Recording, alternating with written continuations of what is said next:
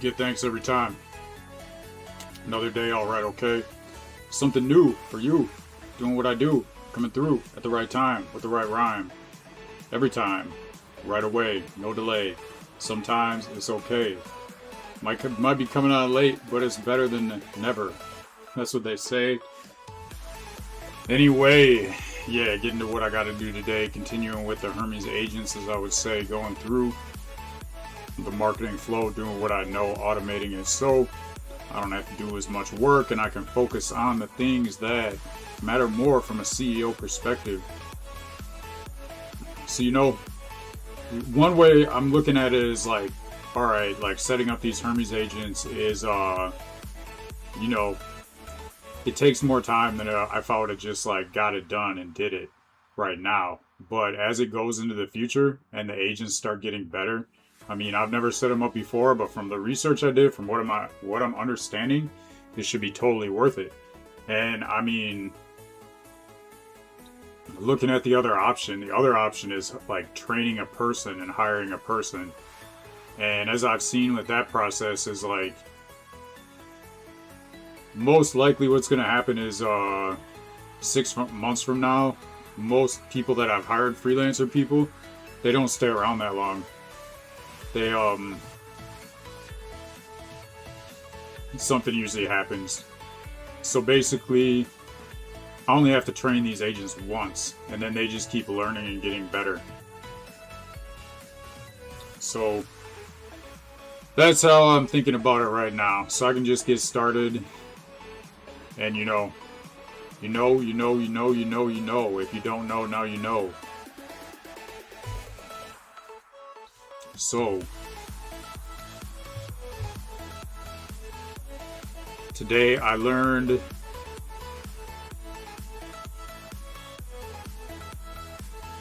better to find a onshore wind spot to launch at with the foil board.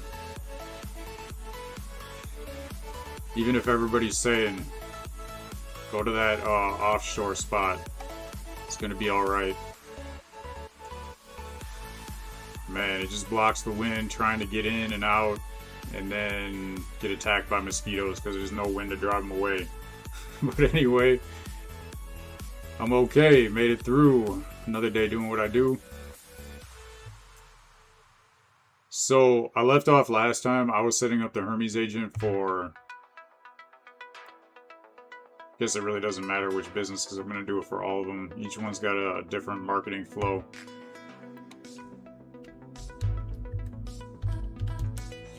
And set up the first agent, and that was definitely the hardest one, even though I made sure, like, a good thing to do, and I'm glad I took this advice from the research I did. Set up the first Hermes agent as like a very simple task, because the setup process is going to be very difficult, figuring out how to do everything and like get everything hooked up. But once I got that first agent up, now I have a better understanding of like what the process is. And first thing I guess I can do is go and check, make sure that first agent did its job correctly, because I had it on a schedule that it should have done it yesterday. And then it should already have the research ready for me to go to the next step and then start setting up the next agent. So that's what I'm going to find out. Alright, I'm ready to get back to the flow, create some marketing content, and keep setting up these Hermes agents. And the first agent should have done its job. I didn't check. I don't remember exactly like where that information is. So help me understand. Basically, like that research, if I understand it correctly, if it worked, it should be in the database. And then it doesn't matter whether I like go get it from the Hermes agent through the Hermes dashboard, or if it's in the database, I should be able to get it from you too. Like you should have access to it. Help me understand this better, this first part of the process. Am I understanding this correctly? What would you recommend for like the main workflow now that I have that first agent set up?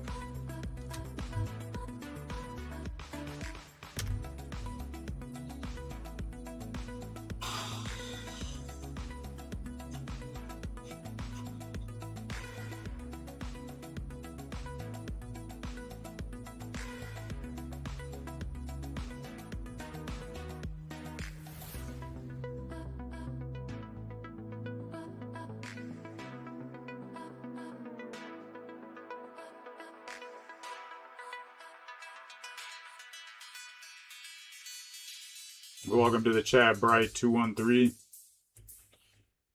It's good to see. Thank you for the support.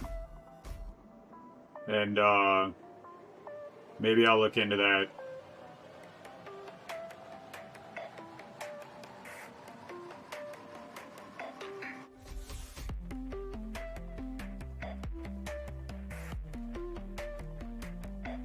That's what.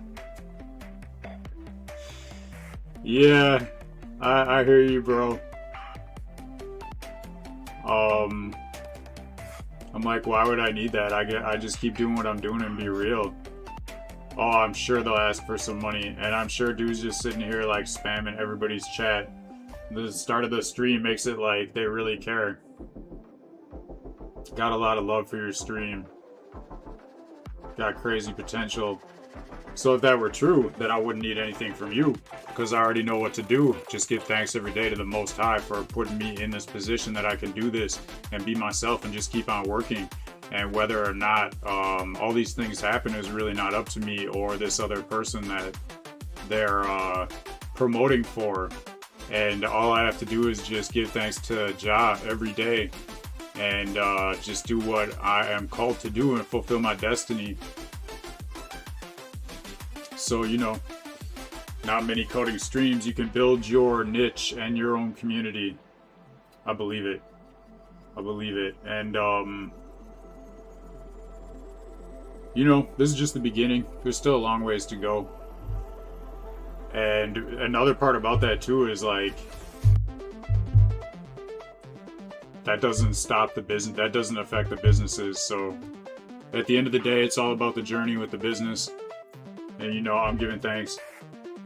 Do I have a major in computer science? No. No, I went to the university school system for business administration. And my background is in entrepreneur, starting businesses, and doing extreme sports. And I really like tech. I really enjoy things that are trending and future of tech and stuff like that. So I feel like I'm in the right place. What sports? I just got done wing foiling. If you know what wing foiling is. Foil board with the wing. Favorite, probably snowboarding. Wing foiling is pretty new. Some people do it without the wing, like surf foiling. Board sports mainly, like snowboarding, a lot of mountain biking. Moab is the spot. Moab to Sedona and up in the mountains.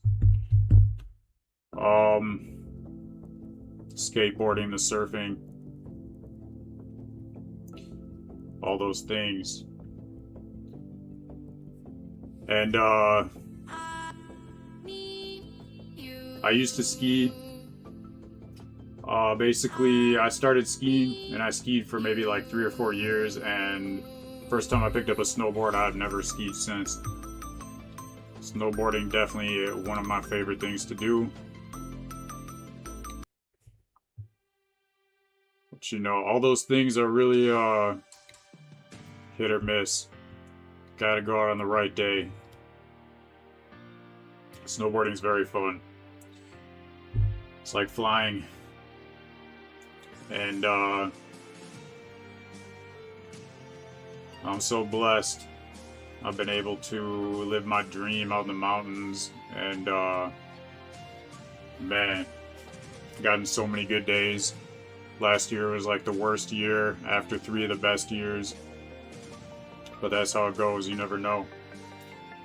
Do martial arts, respect every time. No doubt. A lot of people call what I do dangerous. And a lot of people think I'm crazy. When I'm in the city especially. And when I'm out in the mountains, it's like everybody's pushing the limits. Everybody's doing that. Everybody can just go like in the wilderness and just go explore. But once I've noticed is like coming back to like, you know, a city where people aren't used to that kind of thing. You know, even on my wing foil, I start going out in the lake and then like boats are trying to like corral me in, like, what are you doing going out that far? Like, what are you doing? So dangerous. And I'm like, no, I'm doing this stuff like every day. Like, this is really not dangerous to me. Like, I don't know why I can't just go off and explore. But it depends on where you're at, because a lot of places don't understand this, and they see what I'm doing and they think it's super dangerous and crazy. But to me, it's just another day. And I've been like pushing that line and staying safe for years and years and years. And it's like, this is what I love to do. So, you know. So you could never go skiing and snowboarding by yourself in the middle of nowhere.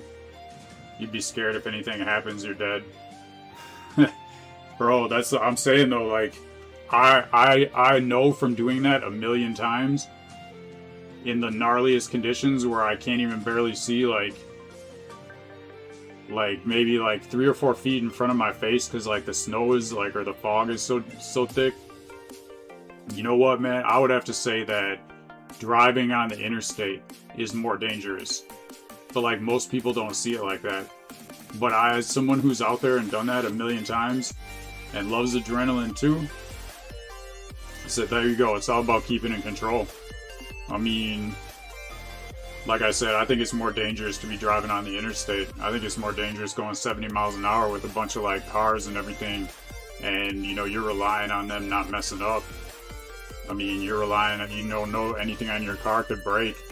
I feel like it's way safer to be snowboarding in the middle of nowhere than it is to be driving on an interstate. And I do both all the time. So, you know, it's all perspective.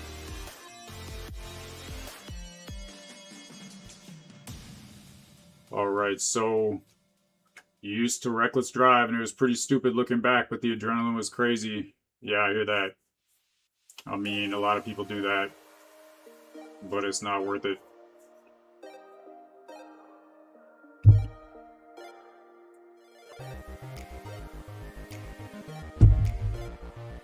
You know, I feel like definitely got into those situations before. You know, people drive reckless around me, and then it has got me upset. And then, like, you know, getting into it with people, but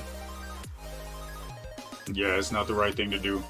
Now on, when people like almost crash into me or do something stupid, I'm just like, no, man, just give them space. Like, I don't need that.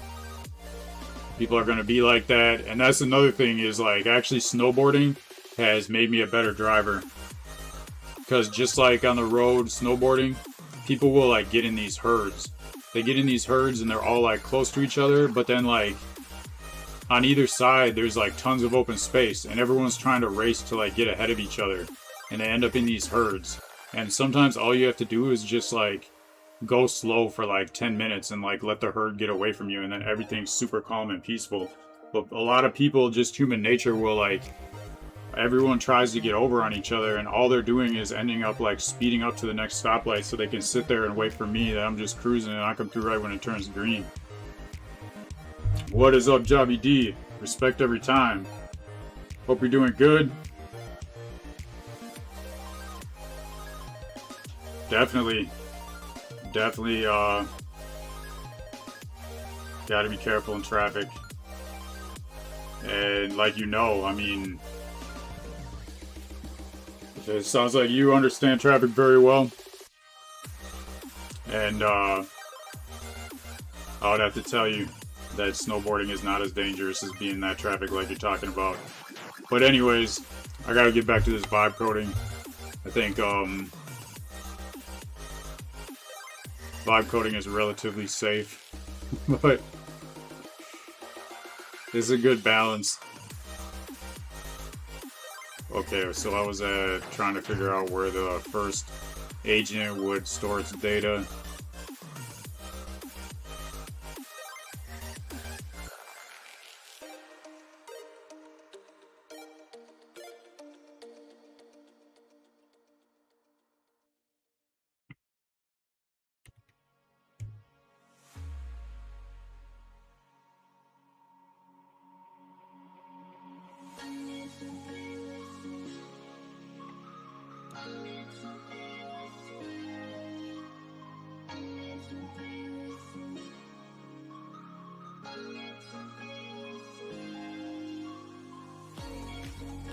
And that's the other thing too, is just like in sports, like right, like if you watch sports, you will see majority of the time, like one person will like do something crazy to another person, and then that person will react and like push them back or something, and then usually the ref doesn't see the first thing. It's usually the second thing the ref sees. It's usually the person that like tries to like get the other person back for doing something stupid that ends up getting caught and ends up getting like in trouble for it, or ended up having consequences. So, and I just get better over time just letting all that stuff go. Like too many people all trying to get ahead of each other.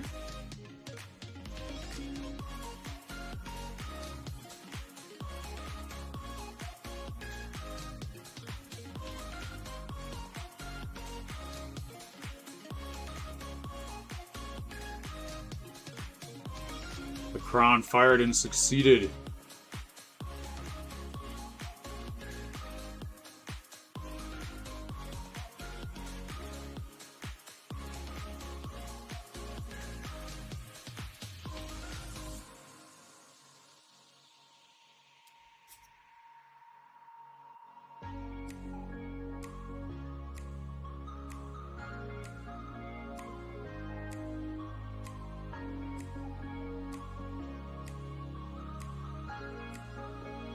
Straight out the database.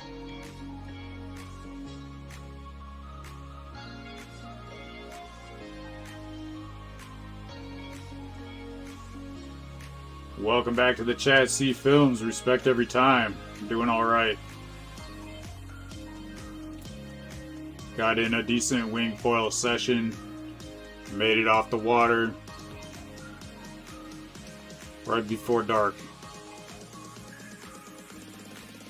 And I got a few more good days of wind coming too.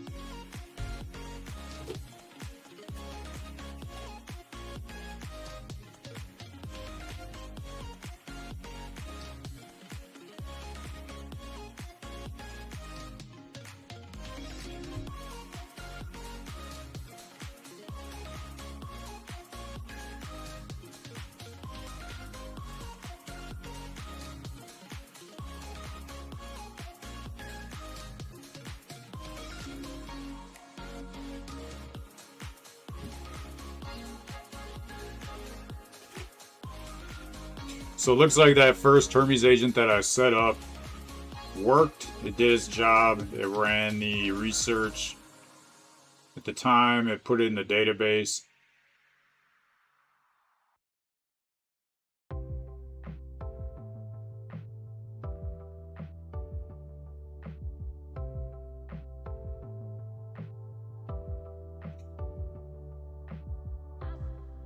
I'm understanding why it's in a different spot because I have to tell it.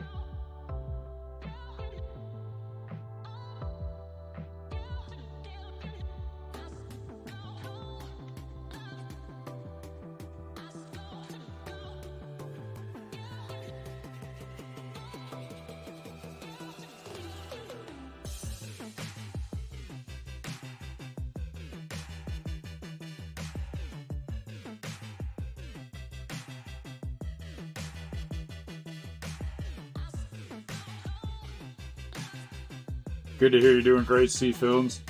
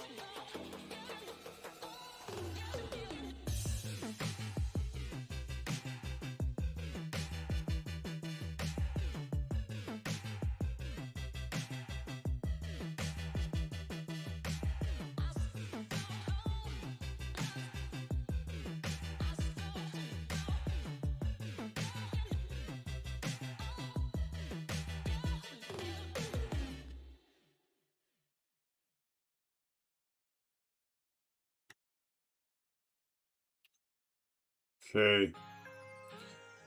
So the Hermes agent did the research run. And I have to remember to check it and just tell it if it was good or not. And give it some advice.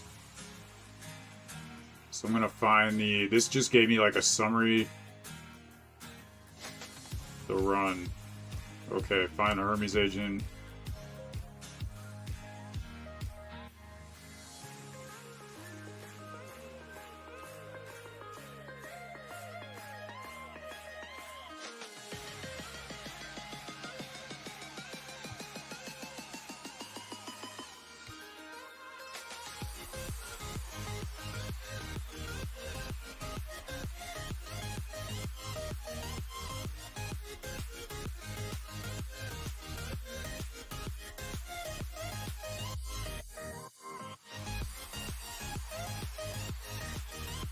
Where is it though?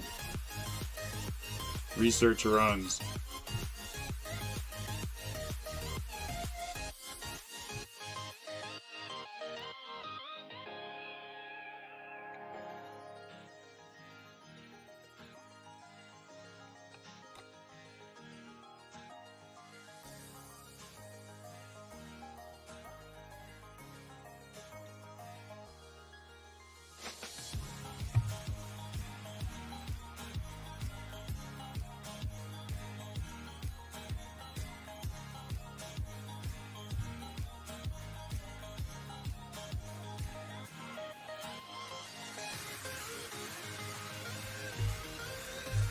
Alright, I'm looking at research runs under Hermes, and it's like showing me, like there's something there, but it's not showing me anything I can read that's like any kind of report. For right now, I don't need to like go and find this through the Hermes agent, but it looks like maybe you just posted like a summary and not the full report.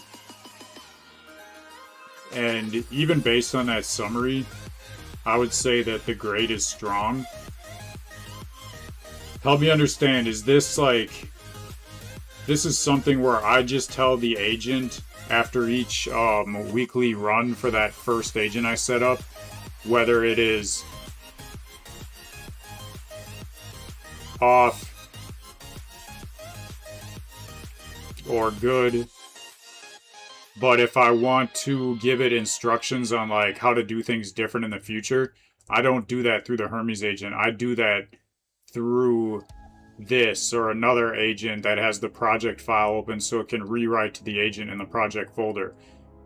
So all I'm really doing is telling it whether it's on or off, and then it would look at another step, which would basically be the analytics from the content ideas that it gave me, and it would look at that like once that agent is set up and it saves to a database like next week or the week after it ran, and then it would be able to see how well the ideas converted based on the content ideas it created. And then that's when it's going to be able to update itself and be able to basically like take notes on like, you know, like how to get better.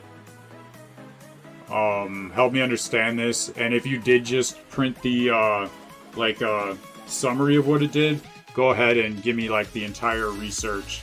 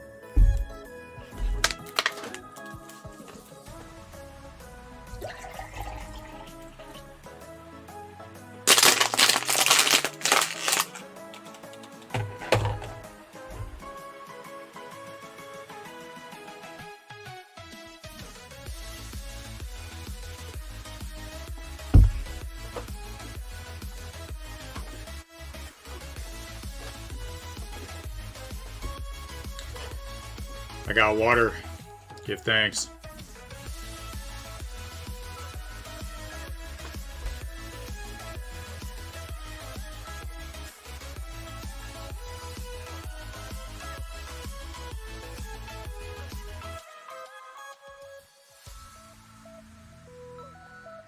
I keep forgetting. I keep forgetting that this new Opus update always starts on extra high for thinking, so when I'm asking simple questions, it will take extra long. And I should be switching it to medium effort. Unless I'm doing something that requires max effort.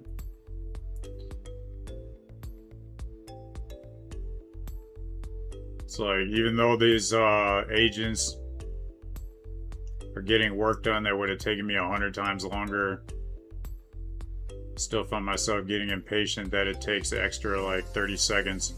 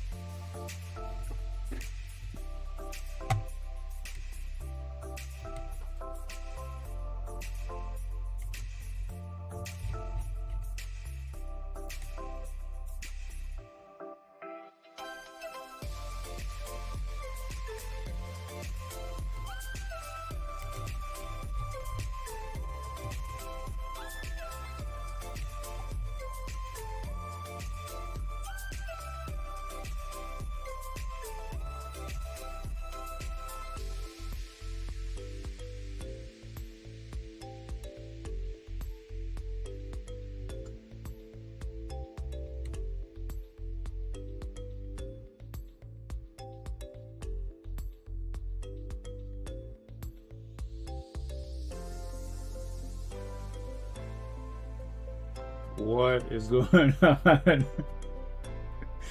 I just turned on this railway and can't make this up. I don't know if this is a joke. I'm not a developer, but I feel like this gotta be a joke, right?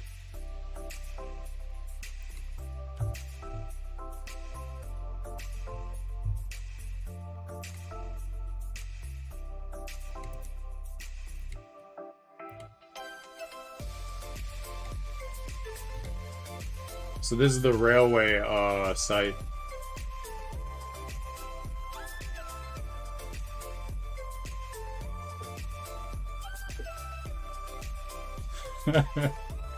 Is that developer you? It looks like me. What is this? What?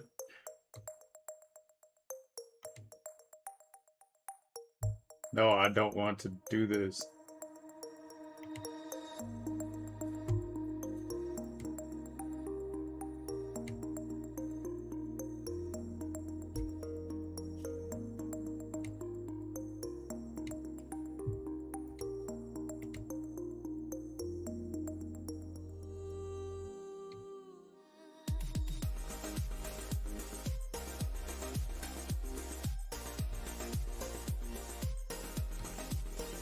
That should be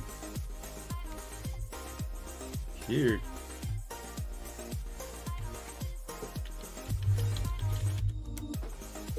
Yup.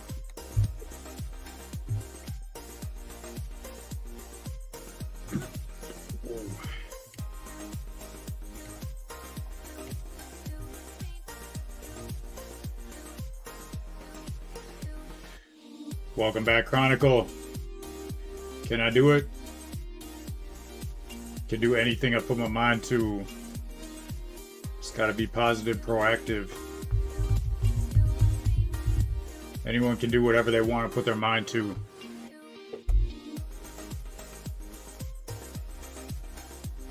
Plus, what's the alternative?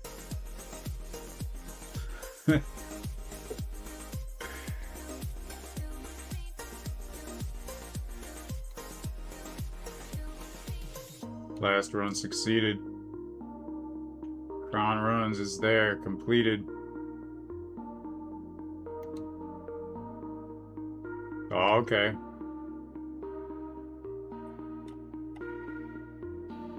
June 28th. Oh, this is from, yeah, okay. So here's the, like, main.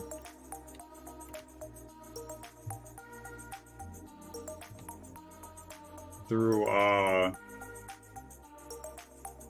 railway.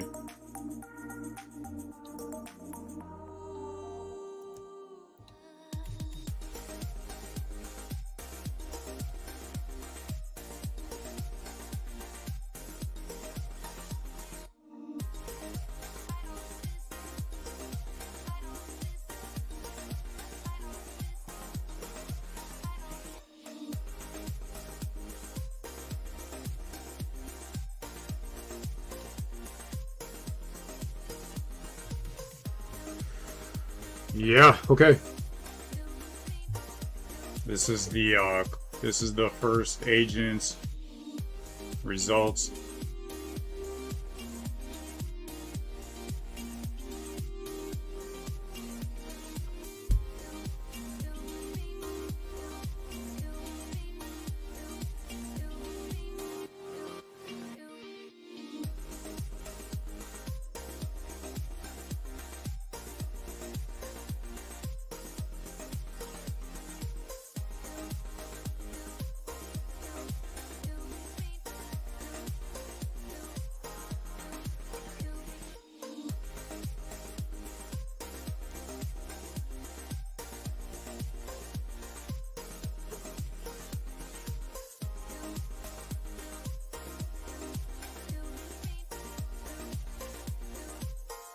This is happening so much quicker than I thought.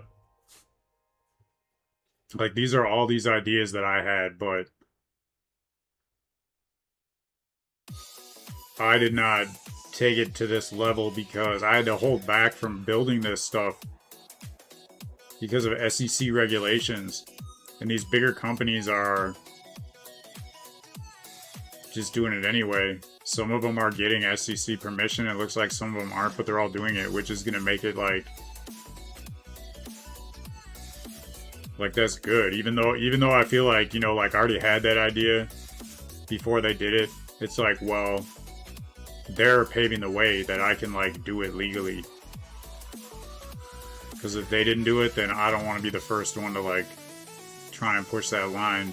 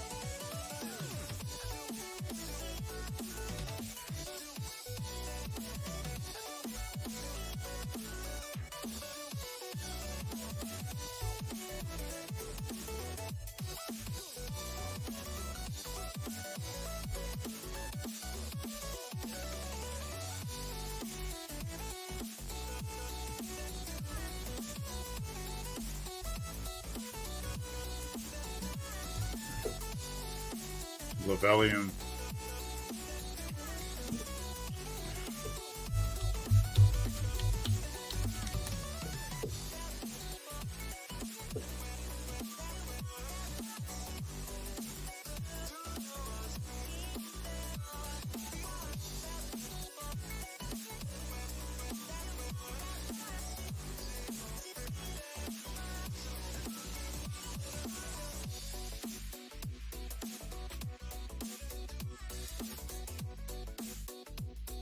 This is for trading though. What is stock trading? This is like really basic.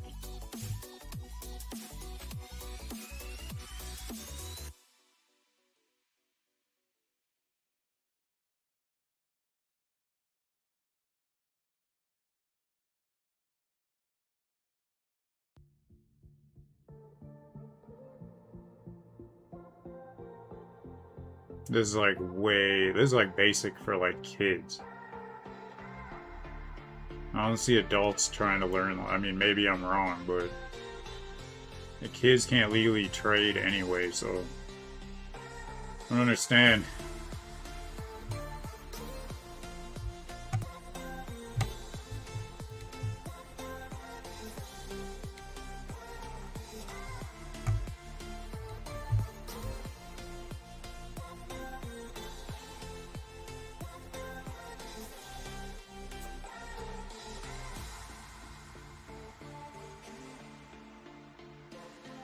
And it's still showing me a summary.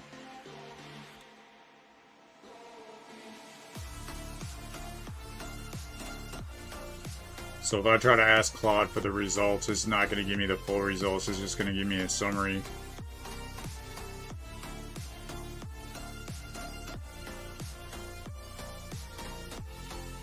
Claude says there's no longer version hiding in Hermes, but there is.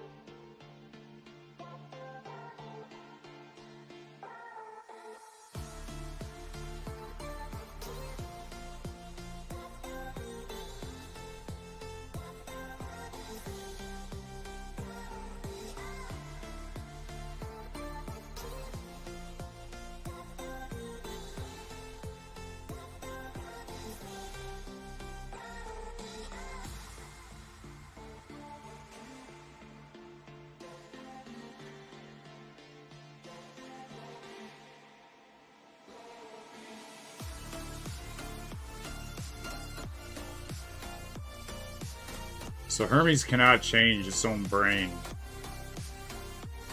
I have to do that through, like, Claude.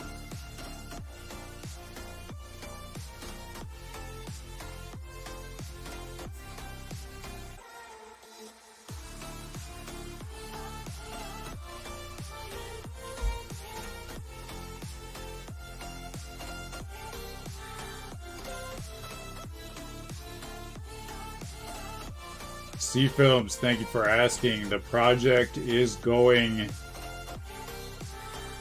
feel like, a little bit slower than I wish it was. I feel like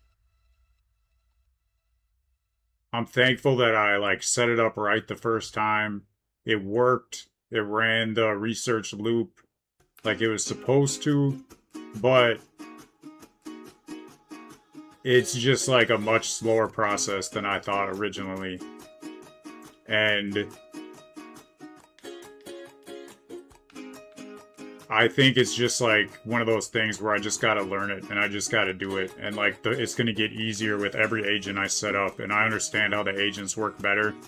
So right now there's a lot of learning because it's like it's doing this workflow and I'm spending a ton of extra time to set these agents up, but I know in the end it should save me a ton of time and get better.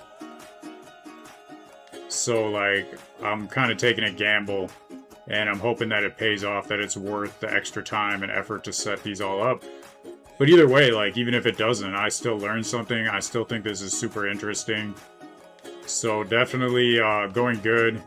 I'm making the progress I want to be making. It's just not happening as quick as I wish it would. But I guess that's a lot of things in life. Just got to be patient and trust in God. And just keep working, keep providing value.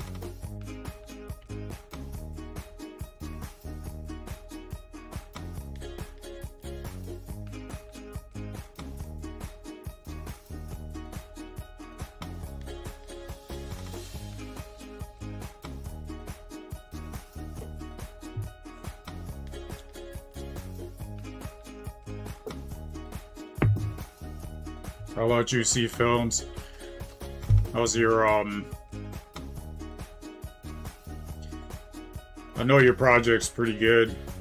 Mainly been talking to you about marketing stuff.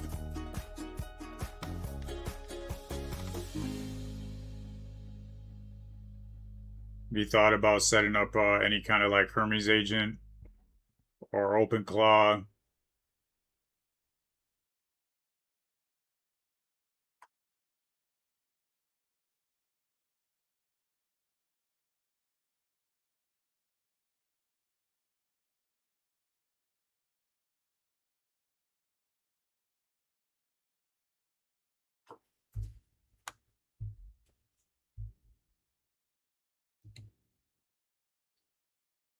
Definitely. Time is the master. If we didn't have to sleep as humans, man, I would be like so much farther. I'd have so much more time.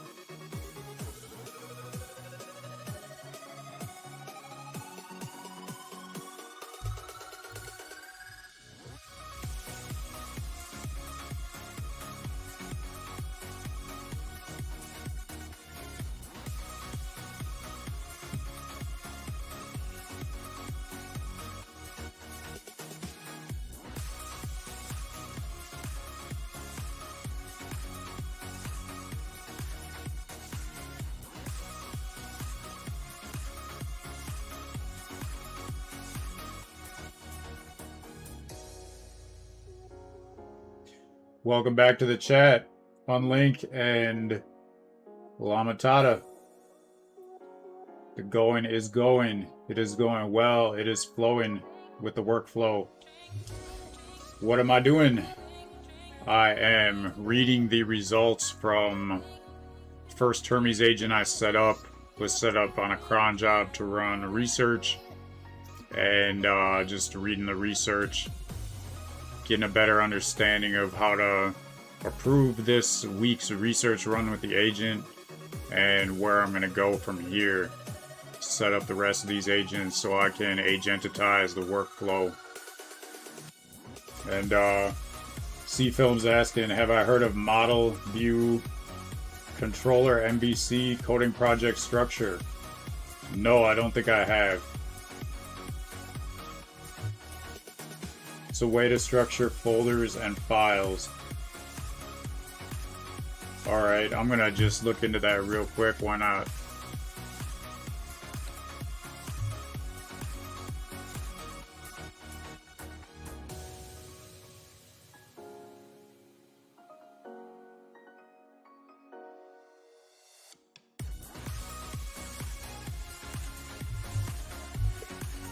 Can you tell me what is model, view, controller, MVC, coding project structure? Sounds like it's a way to structure folders and files. Can you give me a description of like what this is so I have a better understanding of it?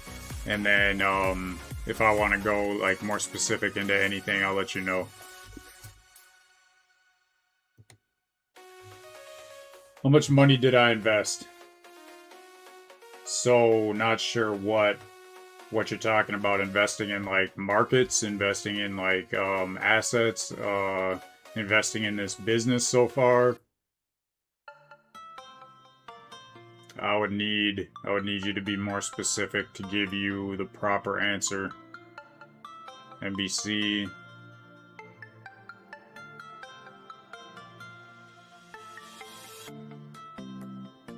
MVP, stop from Spaghetti Code. Which is kind of where I think this project is. starting to look, but I've definitely done some refactors recently and bug stuff. I think that it's creating a lot of files too when I'm setting up these Hermes agents. And then after they're all set up properly, then like there's a lot of stuff that I can restructure. Separation of concerns.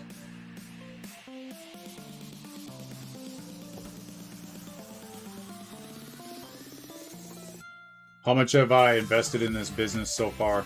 So, it's been like $100 to $200 a month for the Claude Code subscription. That's probably the biggest monthly cost. And then just miscellaneous tools. Probably about, I think it used to be about 100, but I've cut that down since using Claude Code, and I've able to cut a lot of subscriptions I had with AI before Claude Code that I've been able to build myself. So I would say I've been putting about $300 a month into this business. For it's been, I don't know, like 5, almost 6 months now, I think. So probably about like $1,500 if I had to guess. And another good part about that is, like, as I build more businesses, a lot of the costs are fixed for tools that can work across multiple businesses. Even this Claude subscription. So, you know, in like 3 months from now, when I've got like 3 or 4 businesses running, the cost should still be about the same. I think just getting everything set up when I don't have much like business running. And I would be really surprised if these businesses started taking off anywhere in the next like 6 months. I think it's going to be at least like 6 months of like good marketing before I really start like bringing in traffic on like a consistent basis. But who knows? We'll see. That's one of the awesome things about business is you never know.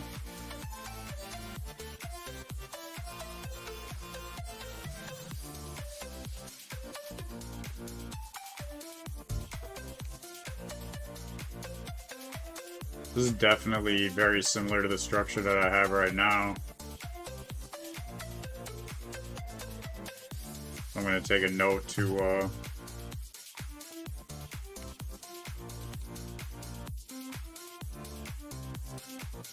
into MVC with Obsidian.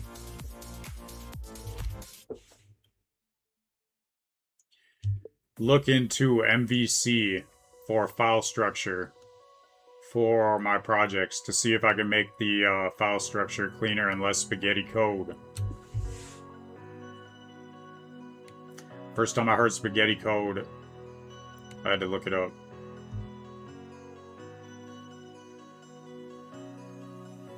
Alright, so back to the project. Respect every time. The music is fire and it's loud. I'll turn it down a little bit. Different channels are louder than others, even when I have the volume at the same level.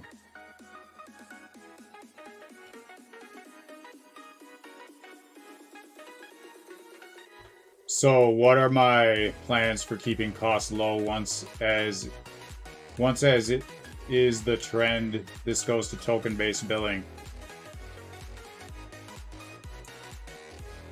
Well, I think it's going to be multiple things. I think one of the main things is just knowing how to orchestrate AI in an efficient way. Right now, when I'm on subscription, I'm like, I've already learned a lot of different like tricks to be more efficient, like, you know, keeping track of context, changing the effort. But with my subscription, and I've never really like, with the max plan, I've never had a problem with running out too early. I'm actually trying to find ways right now to use more tokens.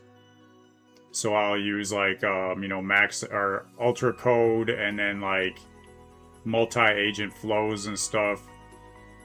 I'll like have like 3 different projects up at the same time in 3 different VS Code terminals, and I'll like give one of them like a really complex task, let it run, start the other one, give it another really complex task, and let it run. But I think a big thing is just understanding context, knowing how to use less tokens, and then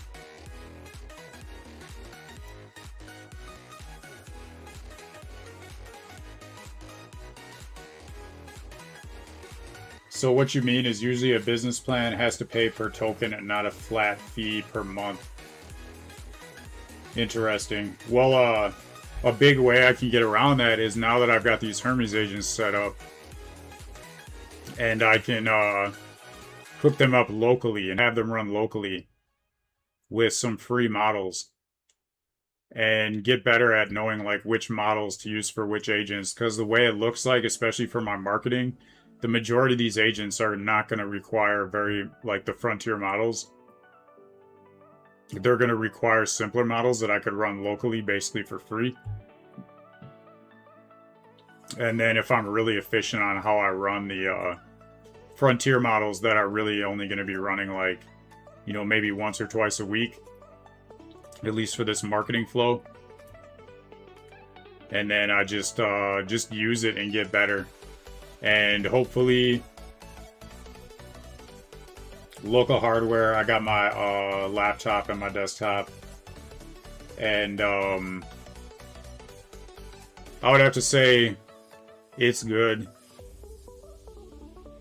I don't want to get into like the specs or anything like that, because it's like it's enough for what I'm doing, but it's really now what I'm looking into is getting local hardware, because it looks like the prices on local hardware just have gone way up, and people are thinking that it's going to keep going up over time.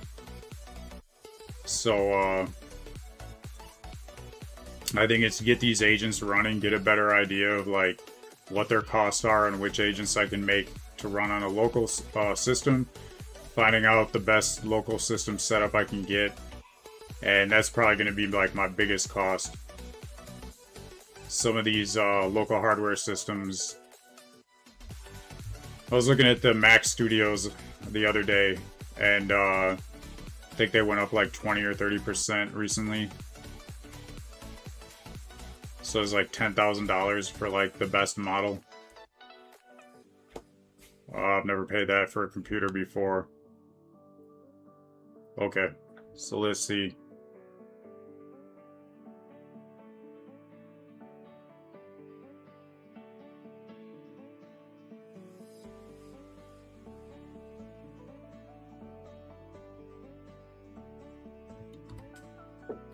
So I found on Railway where I can read what the agent prints out. I didn't go on Hermes agent and see if I could find it on there, because the first place I checked it already had it. It looked like it was like a little bit more than what I saw with you, but not that much and not a big deal.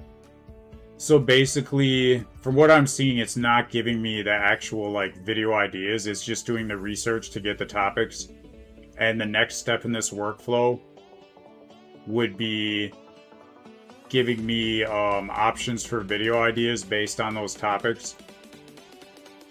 So let me know how is this project currently set up to take that weekly research data and turn it into content ideas and create the content.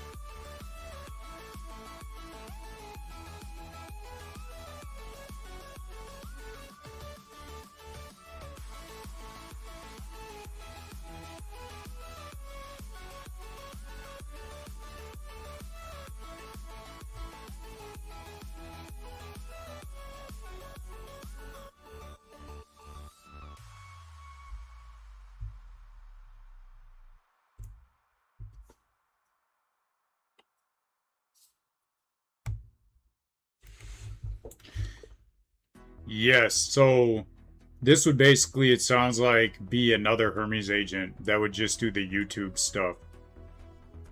So from what I understand, that's like the first part of the workflow. I'll run the research. I'll take that research, get ideas for YouTube videos. Once I pick the ideas, then it can give me like the scripts, and then I can record it, and then come back, ingest the file path so it can take that transcript and feed it into my brand voice. And then from there it can know the title and the script, and it can create like the description and then a community post, and then it sounds like it would hand it off to the next agent, which would do either like X or TikTok. I don't think that order matters so much right now. And also, I'm not really sure where like scheduling would go in the mix. Right now I'm doing it manually, but I feel like there is a tool that I implemented just for X, so I can just tell you, and then you will just schedule it and post it automatically for X. And I want to set up tools for all the other platforms, but for now I can just do it manually until I get to that point with those agents. So what I do want you to do is I want you to generate video topics, but I'm thinking instead of just 5, give me 2 topics for each area.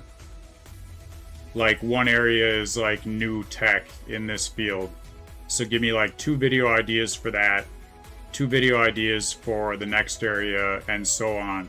And then what I'll do is I'll pick 3 total video ideas for this week, and I'll plan on right now just doing 3 full-length videos for a week. So you can start taking this as a note for how I want this to run, and how when I hand this off to an agent it will work. If you think that this is the best way to do it, which I think you said before was have a separate agent for each platform. So let me know, am I understanding this correctly? Do you feel like you understand it correctly? Do you have any questions or advice or anything at all? Anything I might have forgot?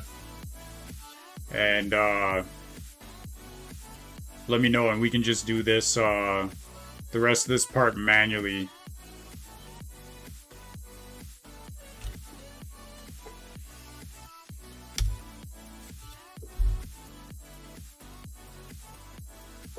Welcome to the chat, Muhammad. Respect every time. So you want to know which Codex plan is enough for a project? Well, I would have to say that just the most basic Codex plan, I think, would be enough for a lot of projects. And even if it was a really big project and you didn't want to pay extra, you could easily just do part of the project and until you like hit your limit for the data, and then just wait for whatever time frame it is to restart your data usage, and then just pick it up and start working again. So like I could be using the like lowest plan for Claude. I would just have to stop working a lot more and wait for the data to reset. And also, I think, I don't know if Codex has the same thing with Claude, whereas if you're on the cheaper plan, there's like certain times a day where people use the internet more basically, that you get slowed down. But I would definitely say just start on the cheapest plan with Codex and see how long it takes you to hit your limit. You can start on the cheap plan, you can work until you hit your limit, and then if you decide, you know what, I want to pay more and just like get more time, get more usage, then you can decide to do that then. So better that you get a limit that's too small than too big, because I don't think you can downgrade and get a refund. Maybe they probably would if you like ask them right, but It's way easier to get the lower plan, hit a limit, and then upgrade than it is to get a bigger plan and not use your limit and waste tokens.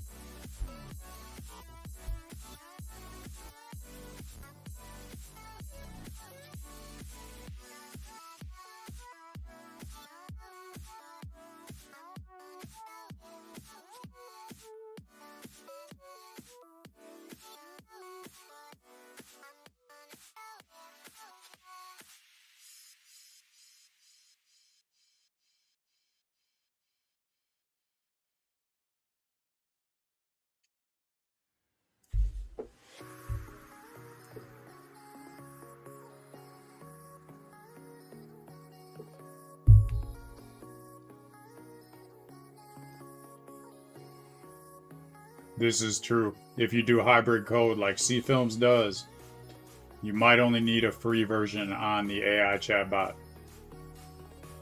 So there's definitely ways to do it for free.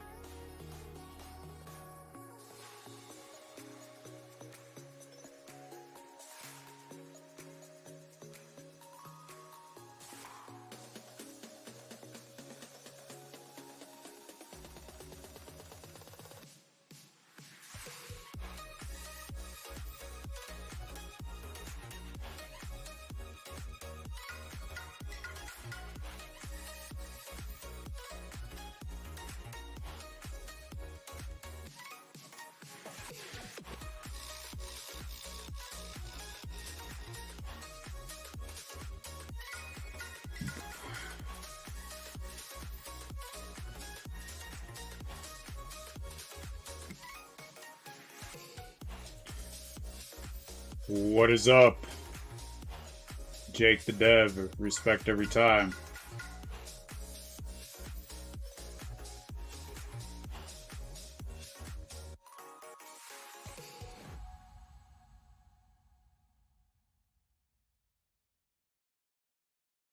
Thank you for that. API last 30 days. Avoid the X, Reddit, TikTok, API costs. I heard there's a few other ways around that too. But that's a new one I have not heard of that I'll have to try out. So I'm going to take a note for that right now.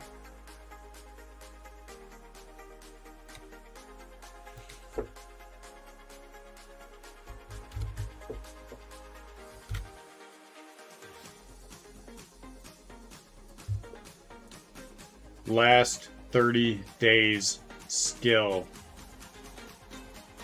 to bypass API for agents accessing X, Reddit, and similar platforms. Thank you again for that, Jake, and good luck to you too and everything you do. Thanks for coming through with the right knowledge at the right time.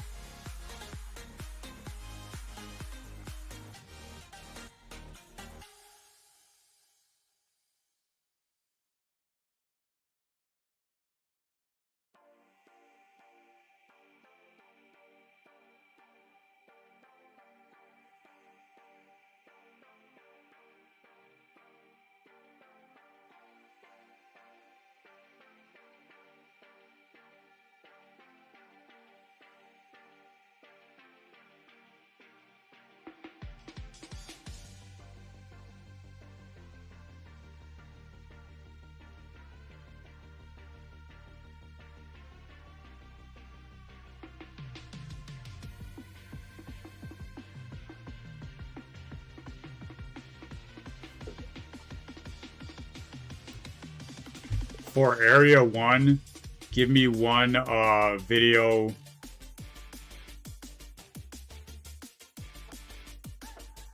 For your bank just launched an AI that invests for you. Should you let it?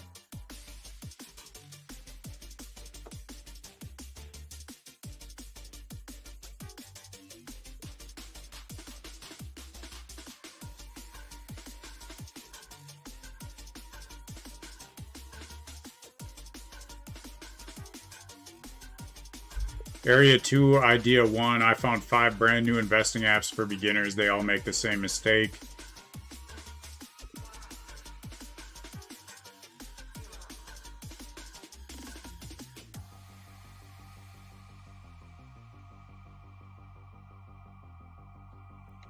And then area 4. Who's responsible when AI gives you bad money advice? I already did the video last week for AI just registered with the SEC as a financial advisor. But I guess you wouldn't know that because that was not with Hermes agents, so that would not have been stored in the database.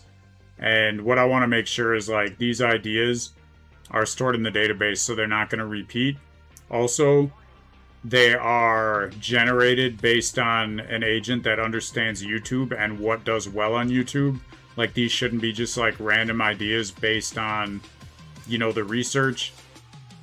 I think there should be some research done into like what's performing well on YouTube, and every other agent that has its own lane for its own specific social media should have, you know, skills basically that it knows like how to find the content that's working best for that specific platform. So make sure that when these video ideas were just generated right now, that they were generated with that in mind. They're not just like random ideas from the research. They need a lens that is specific to YouTube. So let me know if that was done. And if it was, then give me the 3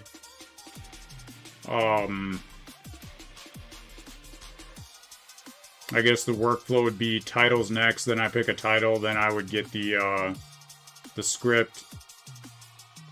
And I also want to add in to create a HTML artifact that I can use for a visual aid while I'm recording the video.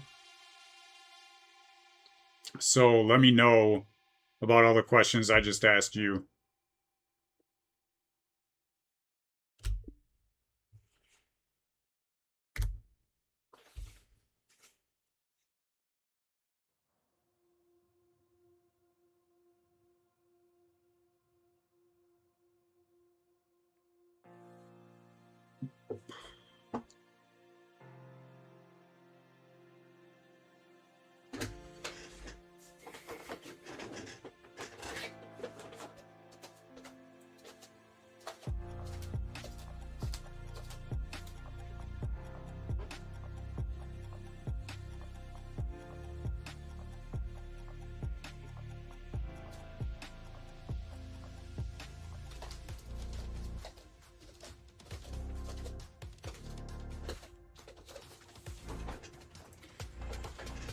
Spelunking.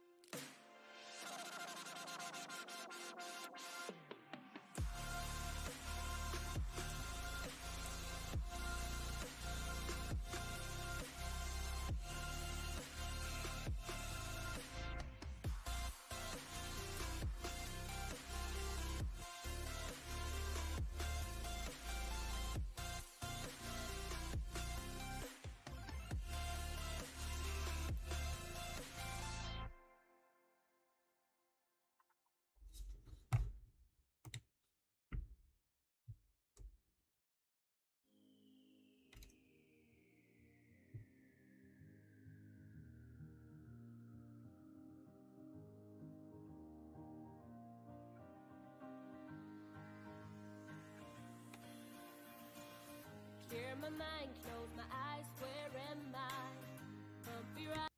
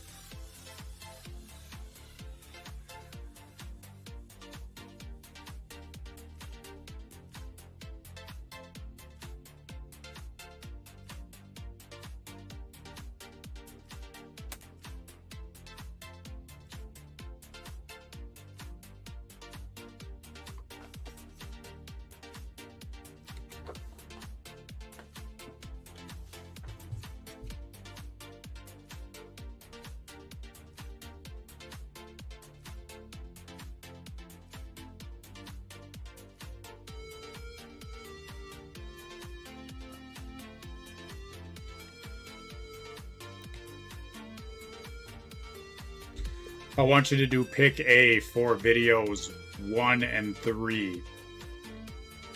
And I just remembered I want to do one video a week off of just me using the app. And usually I think that's going to be like new features that I'm building into the app. So, I'm not sure if that's even going to be a job for a Hermes agent. So for right now, I'll just do it manually. When I'm doing my weekly workflow, part of that is going to be to take the marketing and later customer data that I have to build new features, and then I'll use them live and make a video about them. So basically, I can pretty much expect to make 1 or 2 videos from this research that will start with YouTube, and then it seems like it would make the most sense to just repurpose them with each individual agent that'll have its own lens for each individual platform. And I guess for right now, save them wherever you think is the best. And it sounds like, you know, after I get all these agents set up, I can take another look at how everything is arranged, and I can change things from there. And that shouldn't be too big of an idea. Or I mean, too big of a deal from what I understand. Just help me understand, is this like super critical that I get the database set up exactly perfect from like the first run through setting up all the agents? Or is there some wiggle room that, like, you know, I can make changes if I see that, like, by the time I'm building out the last agent, there's some overlap or something like that. Help me understand this, and then go ahead and create the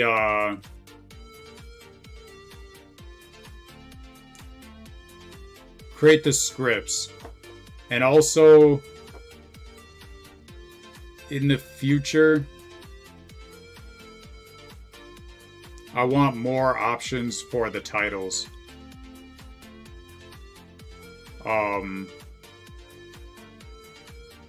It's not a big deal right now, though. I just want to keep this flow going. So, go ahead, let me know about my questions, and then let me know where I can find these scripts in the HTML, and we'll go from there.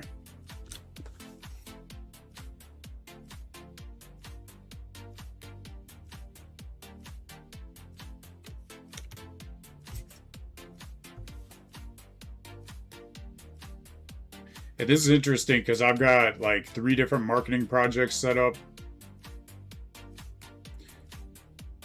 And I'm not just cloning each different workflow. Main thing is that like each project's a little bit different, and I want it to be custom based on what's best for that project. But I also am just setting these up and like just setting them up kind of as I go to see how it plays out. And I think after the time I've set up all 3 processes, them being each one a little bit different, it'll give me a lot more data to understand, you know, how to make every other one better, what the best data flow is going to be. So I'm not too worried about setting them all up the same way. I'm just going to kind of like build fast, fail fast, try to learn from my mistakes, and then make everything better. The main thing is just getting them done. Like, I just want to get them working, and I want to see the workflow working, and it's really easy to get sidetracked by like trying to like get every single detail perfect before I get the agents set up.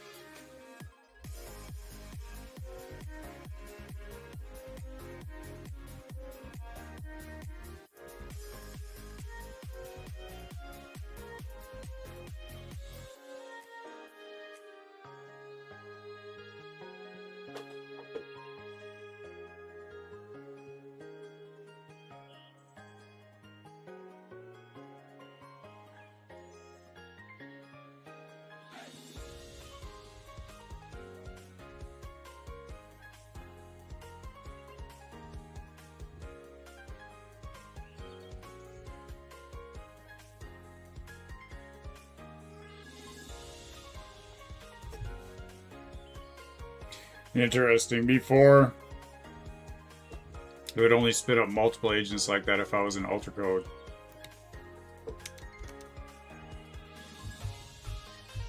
Now it's just automatically doing it at the right time. And that's what I've seen, like, the progression of Claude Code is, like, they'll come out with some new feature, and you have to manually toggle it to, like, get it to work. But then, like, by the next update, or, like, a month later or something, then it's, like, the feature is just baked in, so it automatically runs when it makes the most sense to run it. And I kind of like that workflow.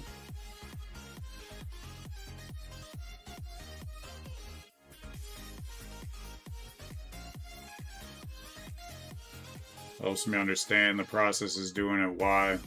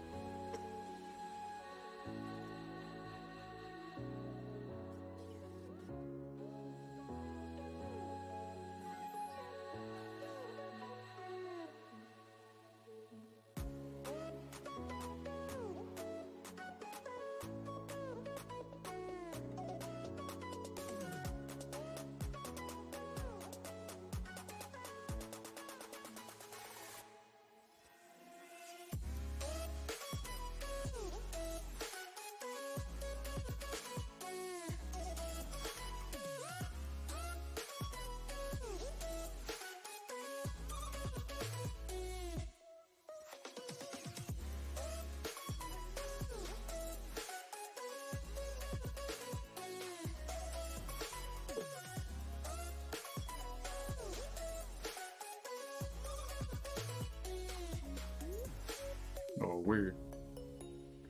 It's like I only see the one, but they're still updating them.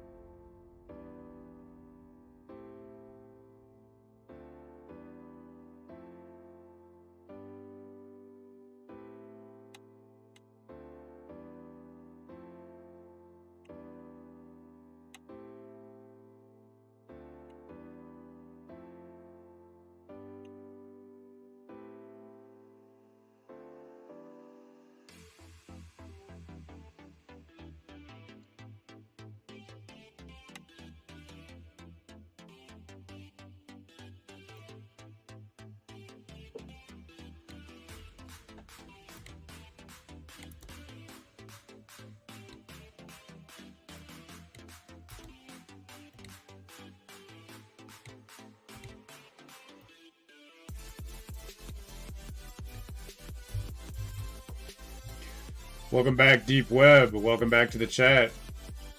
What is up? Just working on the weekly marketing workflow and setting up the next Hermes agent. The good news, the first Hermes agent I set up last week, it worked. It did the process at the right time, on the right day, and recorded it to the right spot. I gave it a good passing grade so it knows it did a good job, and it can just basically do the same thing again next week. And I understand a lot better now how to interact with these agents. First one, I think it was just kind of difficult to set up, and then it should just get easier and easier with each agent.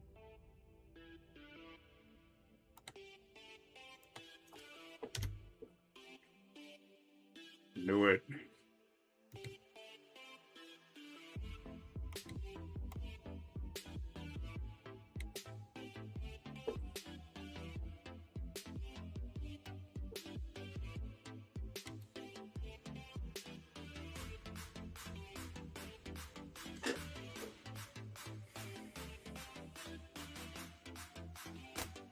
You're currently making your own alternative software suite to match some of Notebook LM. That is interesting. I am in the process of getting Notebook LM set up, just still doing some research. And from what I understand, Notebook LM is all free. So, like, I don't understand why would you want to basically recreate a Notebook LM when you can just use the Notebook LM for free. Like, is there some benefit? Oh, I thought Notebook LM was free. It's not free. It's free in price. Help me with what I don't understand. Not in freedom. I don't understand. Help me understand this better. Because it sounds like you see something I don't see. In what way do you see building your own notebook LM as having more freedom than using the actual notebook LM? Is it like the data that they store? Because from what I understand, most of the data that you'd be storing in a notebook LM would be, well, no, I guess like how Google Chrome isn't free. I'm guessing what you're getting at is like that they have access to your data, but not 100% sure.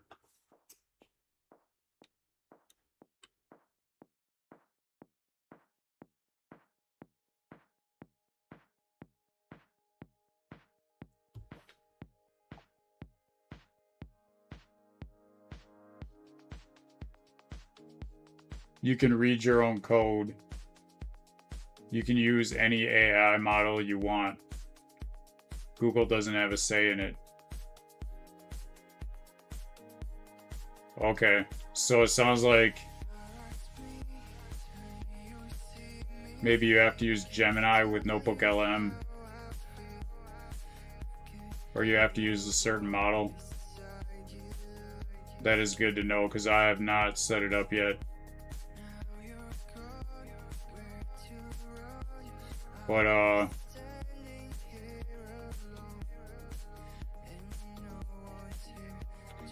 free as in freedom.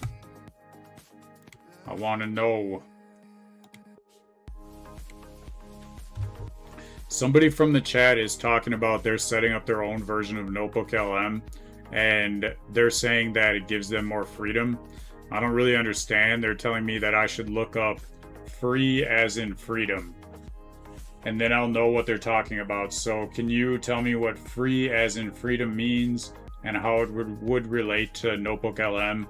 Sounds like what they're saying is they can use any AI model they want, and Google doesn't have any say in it when they use their own version versus the Google version. Help me understand this better.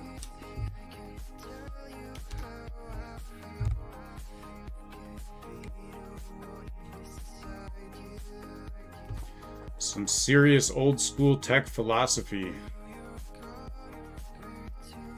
Richard Stallman, the founder of Free Software Movement. Think free speech, not free beer. I still have like let's unpack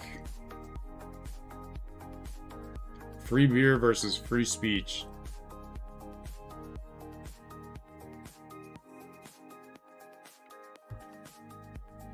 Free isn't free beer means the product costs $0.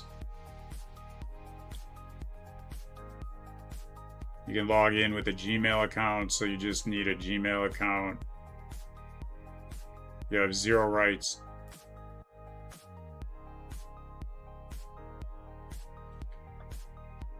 That's a big one right there.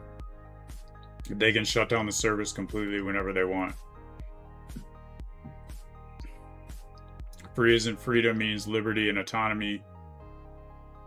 Absolute freedom to see the source code, modify it, run it on your own hardware, change the AI engine inside, distribute your modifications without asking a corporation for permission.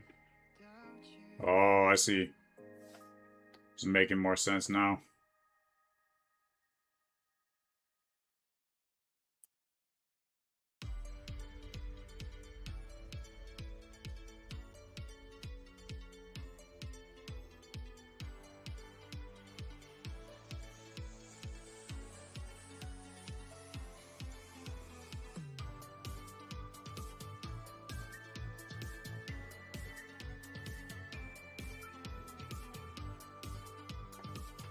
And that is another thing, because at first I was thinking like, I mean, all it's going to be storing is like market research and stuff, but it's got to have more than that. It would all be kinds of like, you know, business plans and all kinds of stuff too like that, that I would not want, or that I would rather have private.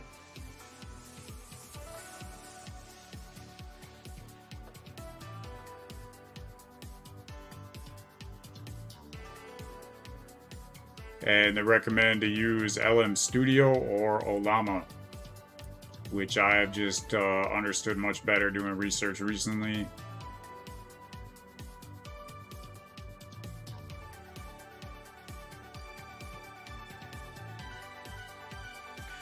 I hear what you're saying. It's probably fine. I'm not, I do definitely already see some benefits to what you're saying. And I think it all depends on like how much time and effort goes into building this out. Would be worth it, would be whether it's worth it for me to do. But I like this idea already. You're very philosophical with computers. There's nothing wrong with that. You're teaching me some interesting lessons right now, so I'm glad somebody is, because it sounds like you're not the only one too. And I definitely am seeing benefits to this.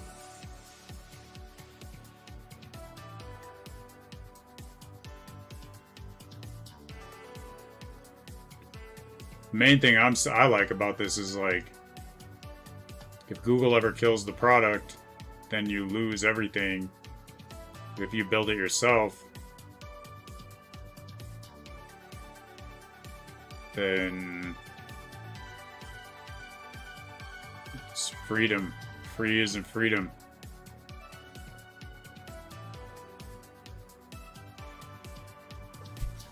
And take a note.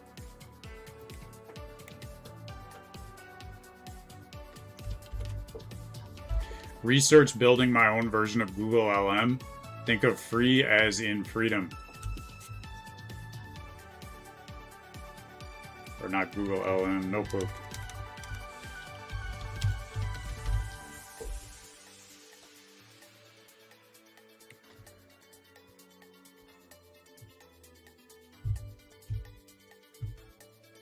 Right, so I got that, got this.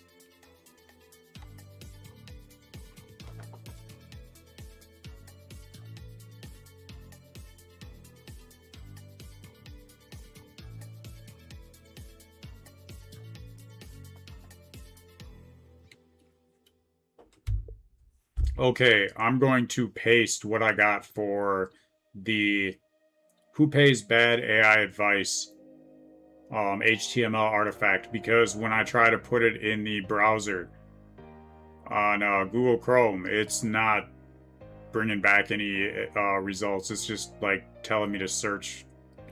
Like, it doesn't see it. And I think I've had this issue before. I don't know why. Maybe there needs to be like extra stuff added to it, like to the address, so I can just copy and paste it. So help me understand why this is not working and what needs to be done, so when I can just copy and paste it from the file that you create. And also too, after I'm going to record this video real quick, and when I'm done recording it, I'm going to create the thumbnails, and most likely I'm going to have you work on making the thumbnails better. I'll bring them back to you, bring the file paths, and we can get it better. But for right now, first we'll fix the HTML, then I'll record the video, then I'll bring you back the video and take care of the thumbnail thing.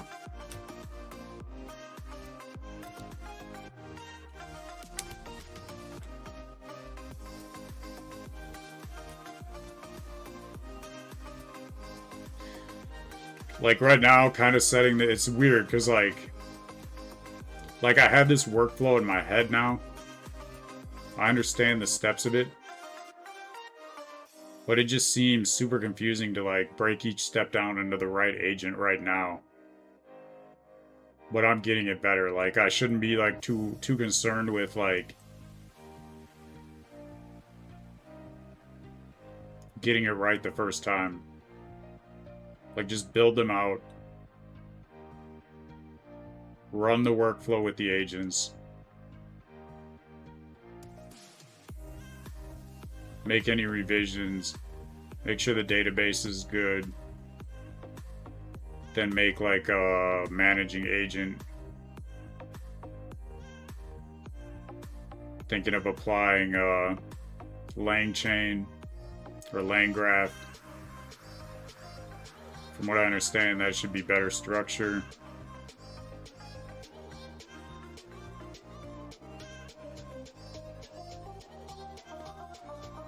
I feel like it just seems hard because I've never done it before.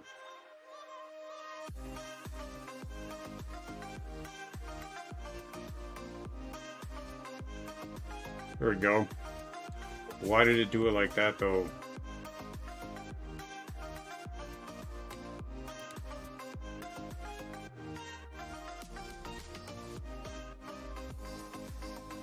Wait, is that shown in the project too? No.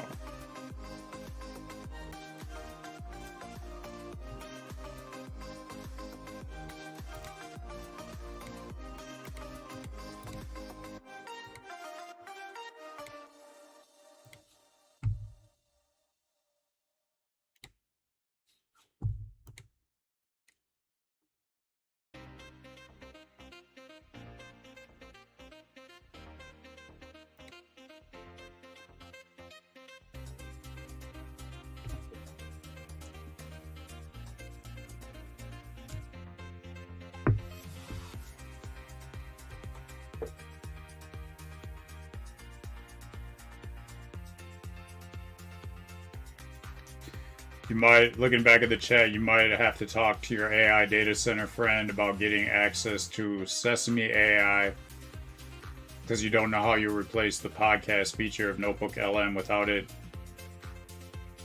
Sesame AI, I feel like I looked that up one time. I'm gonna look it up again real quick. What is Sesame AI?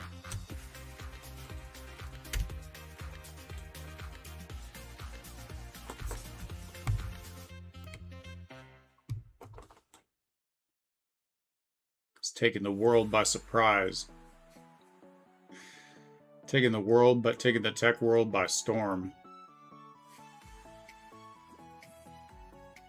Voice agents. Interesting.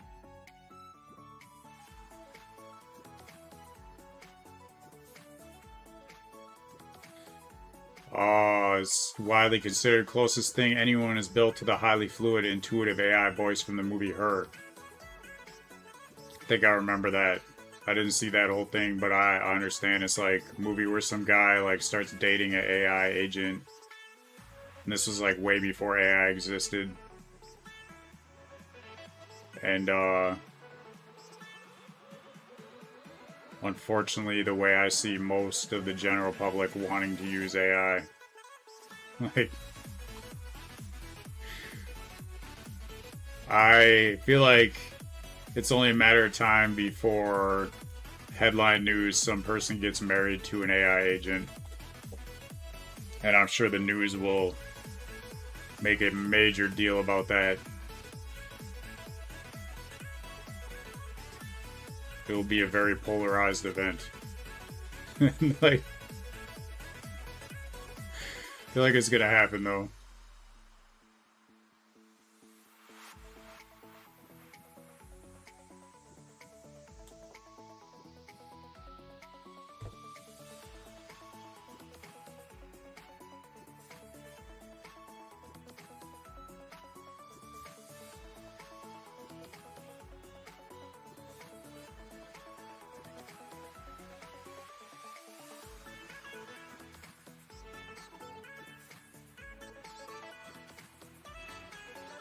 Definitely sounds like more like a human. Where it'll shift its sentence halfway through.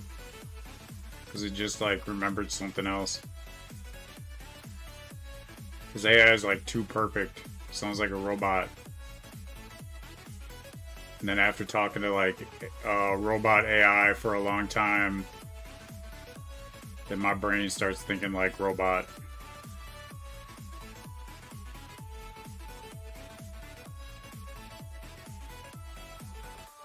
Oh, so it's heavily built on Meta's open source Llama architecture. Open source though, that's cool.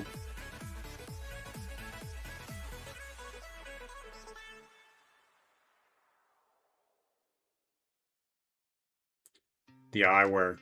I gotta get on that. Like, once that eyewear, I gotta have ideas for that eyewear when it comes out. Give it all you got until someone get to the top so you'll become everything that you Take the AI agent off your phone screen and into high quality hands free smart glasses. Come on, Pretzel, I told you no lyrics, man.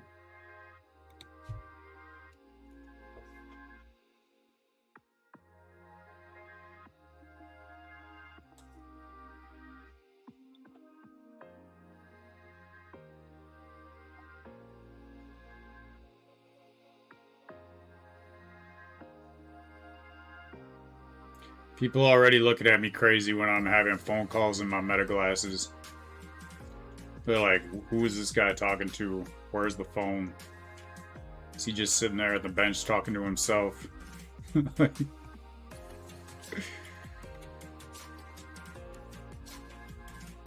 me just finish this phone call with my AI agent, and I'll get right back to you.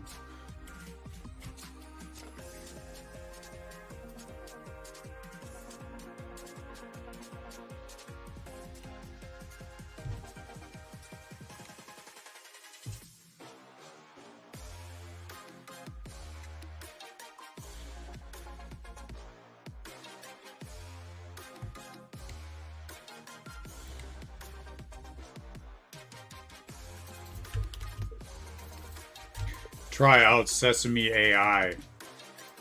See if I can find any use cases to implement it in any projects.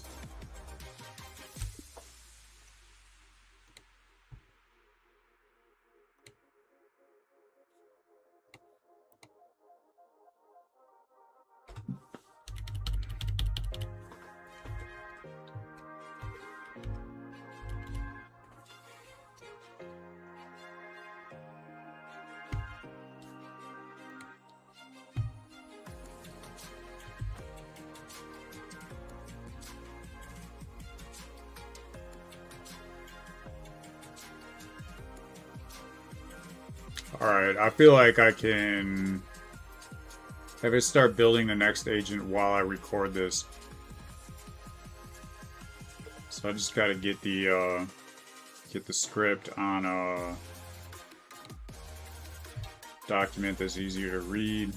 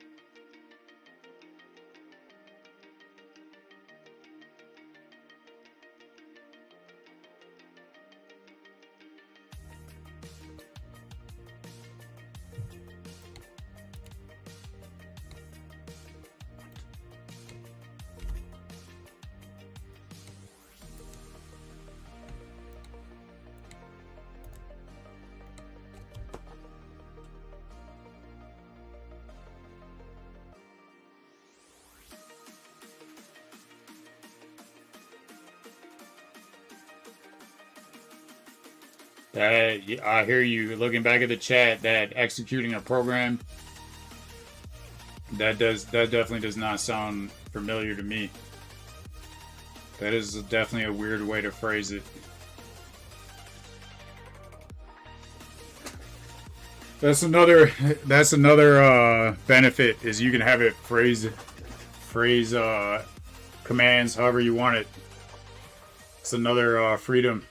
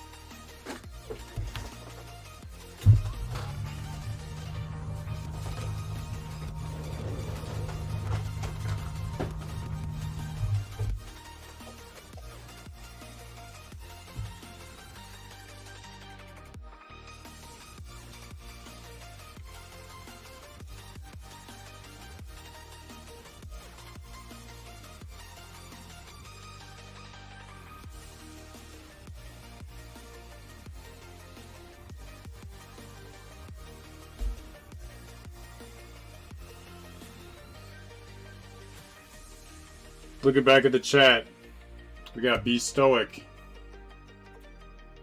You're using Firebase as the backend, so I've never used Firebase as a backend, so I think I really can't help you that much there. Using mock numbers for the test mode for OTP.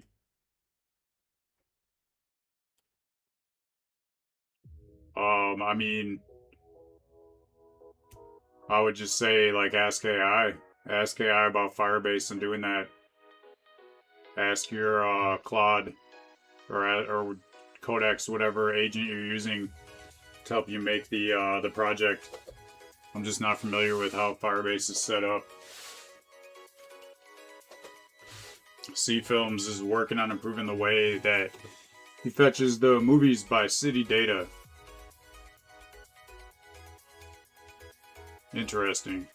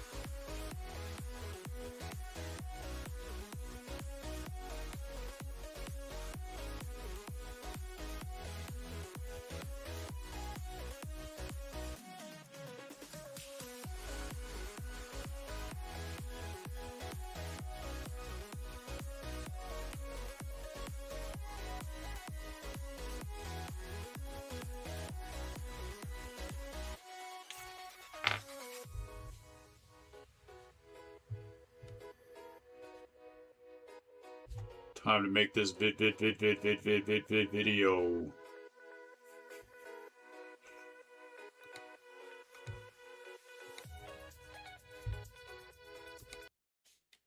Right.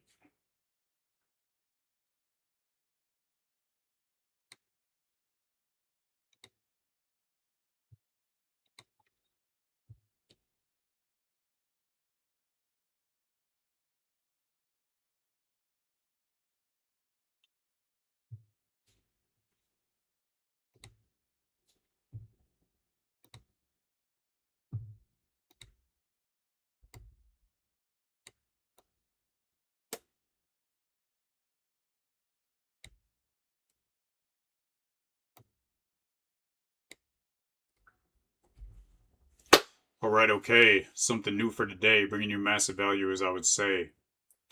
So, you ask an AI what to do with your money. It tells you. You do it, and it goes wrong. Whose fault is that? Is it yours? Is it the AI? Is it the company that runs that AI? Is it nobody's fault? So for the first time, that's not a thought experiment. In the span of a few weeks, 5 different financial authorities basically answered that exact question. They all landed in the same place, and the answer is way more important for you than it is for them. Because the answer doesn't let you off the hook the way you'd probably hope. Go ahead, picture this.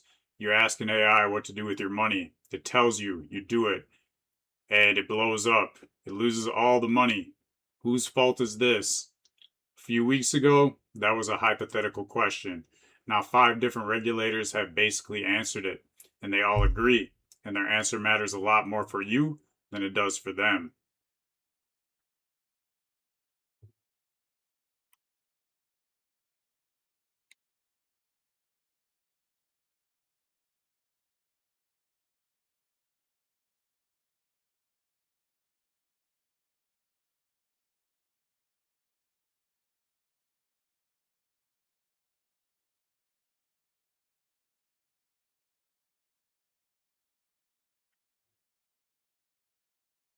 All right, so looking at these regulatory agencies, first we got in the US, FINRA, FINRA. In its 2026 report, it said its rules are technology neutral. The law does not care whether a human or an AI gave the advice. The firm is held to the exact same standard either way. No AI loophole. So basically what they're saying here is it's whatever firm, whatever company is running the AI that gave you the advice, they are still responsible. And if it's just a random person that used AI to give you that advice, the AI is not responsible, it's the person. So it's whoever is using the AI, not the AI. The AI cannot be held accountable. So we got global CFP standards. Again, June 2026, AI made the call. Is not a valid excuse. The planner is still fully responsible for the advice. When the UK, the FCA, deliberately writing no new AI rules. Instead, it's collecting real examples of good and bad AI use to publish what's okay and what isn't under the rules that already exist. So it sounds like the UK is not really that set yet. In the EU, under the new AI Act, legal analysis concludes the human fund manager keeps the discretion and the liability. The tool does not absorb it. And the Coinbase case, they didn't just use an AI, they registered the AI itself with the SEC as an investment advisor. I did a video about that recently. You can check that out. And this legally means a fiduciary duty. Remember that one. So 5 of them. FINRA in the US, the rules are technology neutral. It doesn't matter if a human or a bot gave the advice. It's the same standard. The global CFP body, the AI did it. It's not a defense. The UK's FCA, no new AI rules. Just apply the old ones. The EU, the human manager keeps the liability. And then Coinbase, which went the furthest and registered the AI itself as an advisor, which I think is going to be the future of many new AI advisors to come.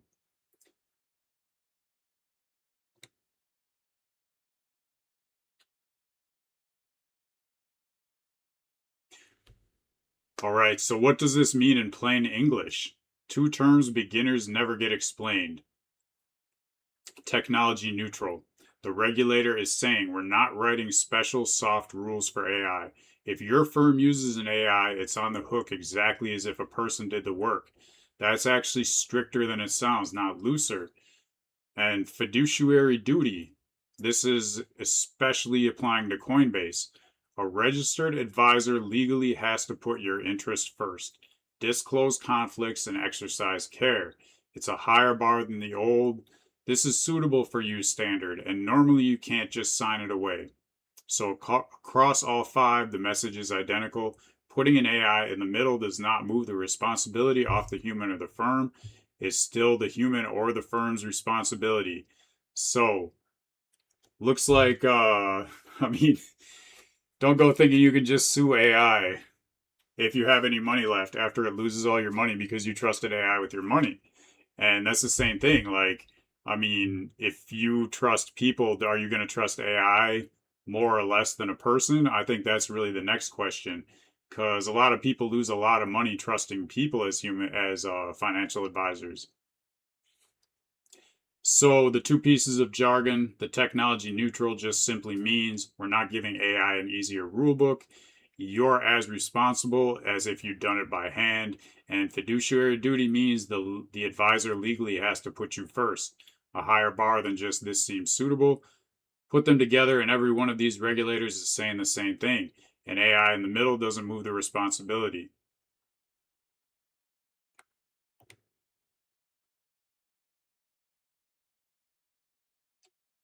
But here's the catch. This is the part to sit in. This is the Coinbase paradox. This is where where Coinbase has taken it to another level. This is where I really want to see how everything plays out with the future of AI and financial advice and financial advisors. This is where I thought things were going from the start when I started Stackivate. However, I thought it would be at least 6 months to a year before an AI was actually registered as a financial advisor and able to play out these roles, but it's happening much quicker than I thought. So Coinbase did the most aggressive version, as I already said, and I talked about in my other video. It made the AI itself the registered advisor, fiduciary duty and all. So it is the same product. The disclosures say the output may be inaccurate or incomplete. The losers and losses are all in the user, and you have to approve every trade or every buy or sell. Name the contradiction cleanly. essentially fiduciary, disclaims the actual result. A human advisor couldn't do that. Whether an AI can is generally unresolved. No court has ruled.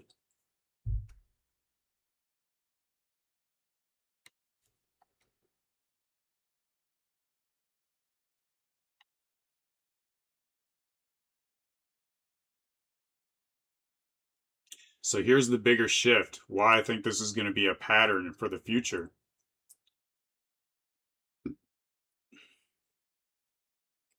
This isn't about one company's lawyers being careful. It's 5 separate authorities on 3 continents, all moving the same direction inside a few weeks. And to me, this is kind of strange too with AI, because from what I understand, all 3 of these different countries have very different views on how they regulate AI. So for them to all come to the same conclusion, I think this might be another pattern too, is seeing the world kind of agree together. And, I'm not really sure who made the first decision, but it's going to be interesting to see if the world agrees the same way they have about this case with AI as everything else. So the pattern, accountability is not transferred to the tool. Nobody's willing to let the AI decided be the end of the sentence. So why does this matter now? AI money advice is about to be everywhere. In your bank app, your brokerage, your planner's software, the rails are being set right now. And they all run through a human who's still responsible. So this isn't one cautious legal team. It's 5 authorities, 3 different continents. In a few weeks, this all happened, all landing on the same rule. Accountability does not transfer to the tool. That matters because AI money advice is about to be in every app. It's about to be everywhere. And I'm thinking, will people even go to humans for financial advice in the future? I think that's going to be the interesting thing. What does this do to the financial advice field?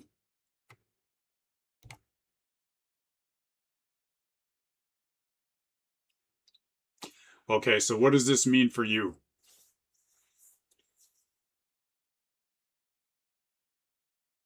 Every one of these rules is about who's responsible on their side: the firm, the planner, the advisor. But flip it around. The same logic lands on you or me. If you take advice from an AI, a podcast, a guy on Reddit, and you act on it, the consequence is yours. The regulators just confirmed the tool does not take the blame. It does not take your side of it either. So the real question changes. It was never, can I trust the AI? It's, can I evaluate what it tells me? Those are some completely different skills. So, plainly said, the thing that actually protects you isn't a more trustworthy tool. It's knowing your own investing, your own goals, your own temperament, your own timeline well enough to judge any advice you're handed.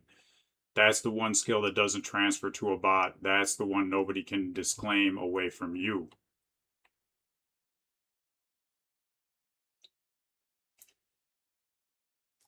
So, if figuring out what kind of investor you are sounds useful, that's the whole idea behind what I'm building.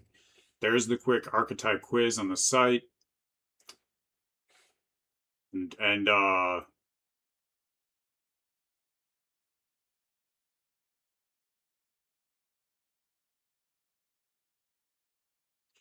so the question I have for you for the comments, real question. I am definitely curious. Would you actually act on financial advice from an AI? Where is the line? Let me know below in the comments. How do you see it compared to financial advice from a human being? So a tool can be registered and regulated even as a fiduciary. It still can't be you. So, again, if knowing what kind of investor you are sounds useful, that's the whole point of what I'm building. That's Stackivate. There's a quick quiz on the site to get you in an archetype, and then it can take you there to be way more specific to your own investment style. Because this is all about thinking for yourself. This really doesn't change the way things have gone for the last 100 or 200 years of like modern investing, is just being told what to do with your money and just following the instructions and hoping what you're hearing is good. Even if you have doubts, even if you'd rather do it a different way, that's what I'm here to change. That's where I see that the main problem is. And the new AI acting as an AI advisor does not really change that. What changes that is by you understanding yourself better, how you invest best, what is your own investment style, being able to think for yourself.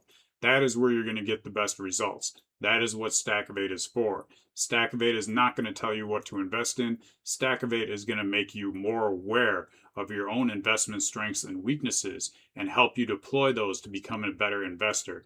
And then as you know yourself better, you can become a better investor. And as you become a better investor, you will see more things about yourself that you were unaware of, and you will know yourself better. And that's the loop.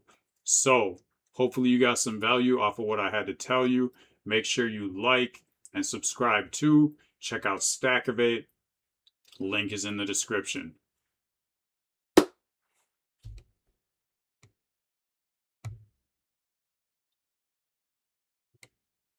All right, so I got that first one done.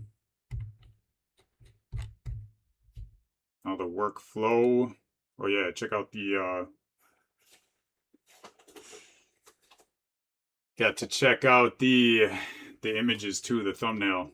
And welcome in Bunker and Associates, telling you how to invest your money since 1920. Respect to Hermes every time. All right. So that's that. Now I got to do the GPT image 2.0 for the next part of the flow.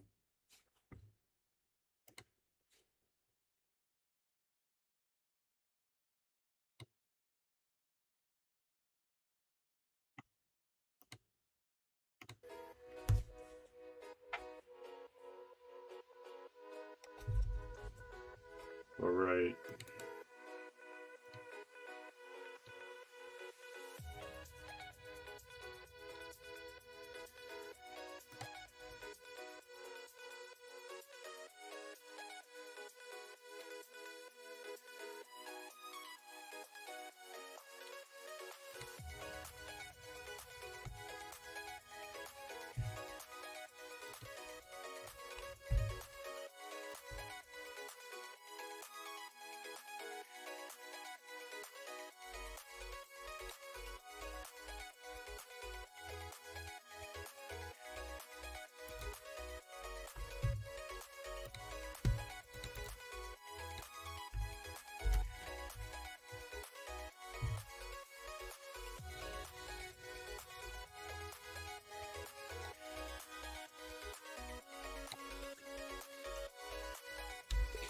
All right, so I just recorded the video. I'm about to hand you the file path so you can edit and transcribe, and just know that I did not ad-lib as much as I usually would. A lot of it is me reading it, so I don't know how that's gonna like relate to how you want to process the brand voice on this one. I guess if you think because I didn't ad-lib that much, it's better to just not brand voice this one and save it, then that's fine with me. That's kind of what I'm thinking. I'm running the thumbnail prompts right now, so I'll get back to you when I have those.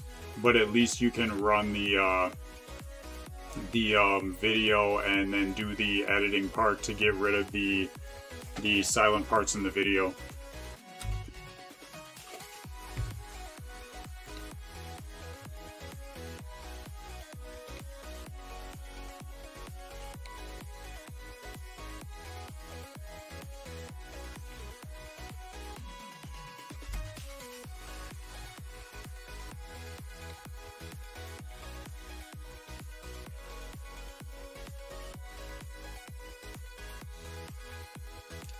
No gibberish.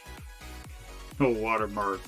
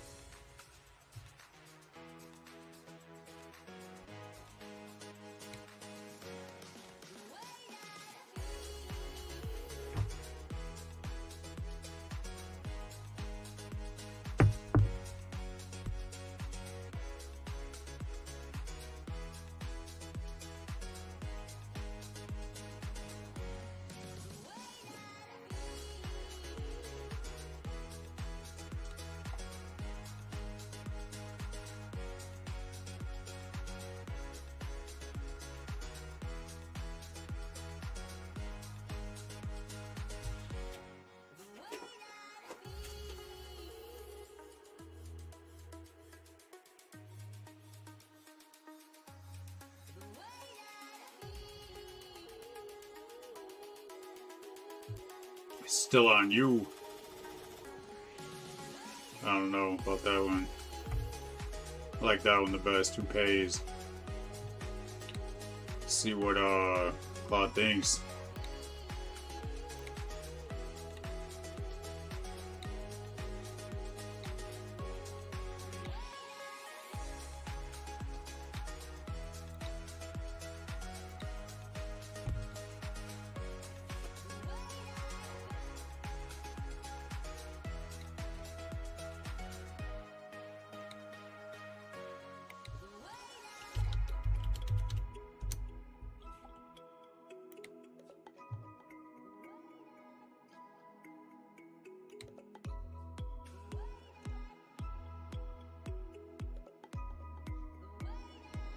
C Films has got the way you fetch movies by city change implemented and committed to GitHub. There you go. I've got 12 changes adding up, but I know 7 of them were from something I couldn't commit yet. So I got 5. Looking like, thanks for that reminder. Probably a good time to commit soon.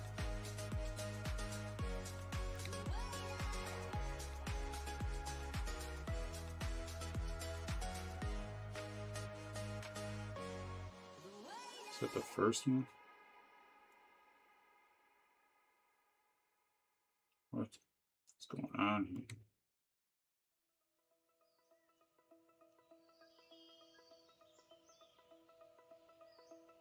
Set execution policy.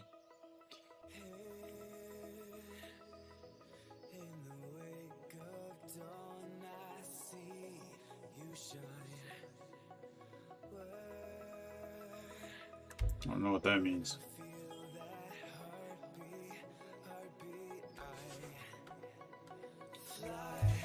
Alright, I got another terminal that's processing something, and I wanted to get your advice for these 3 thumbnail images that I got. And I like... Actually, I'm not even going to tell you which one I like. I want you to know that these are thumbnails for the current YouTube video I'm doing for Who Pays Bad AI Advice.md. So that's the script, and I'm gonna paste the 3 file paths for the 3 thumbnails, and let me know what you think is the best one for this video. Assume that I would put my picture on the thumbnail.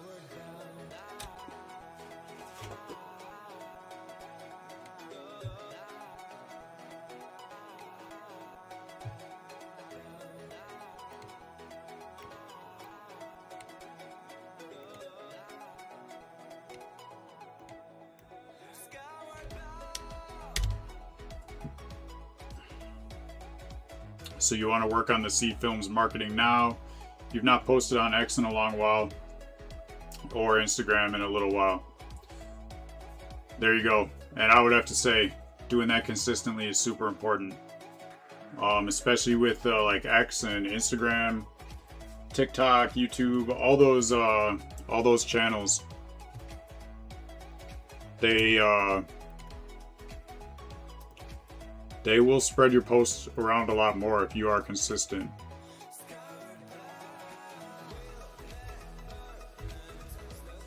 So you can see what I'm doing right now. That's the solution I think is the best solution, is create a workflow and then create agents to do each part of the workflow. And then essentially like it just automatically happens each week. And all you got to do is review the post, make sure that they're in your voice, have it work with you to make it better, what you don't like, and just start posting for a while, and then over time you get analytics and you can see what's working and what's not working, and then just double down on what's working. So I think for C Films, I think that is going to be, especially for no marketing budget, that's going to be the most important thing you can do for getting users on the site. The SEO and everything, that probably helps a lot, but I think you're going to get a lot more reach doing these marketing channels. So what do they think is best? That's what I thought. Same as I thought. That's awesome. Strongest by a clear margin. Not even close. Alright, there we go.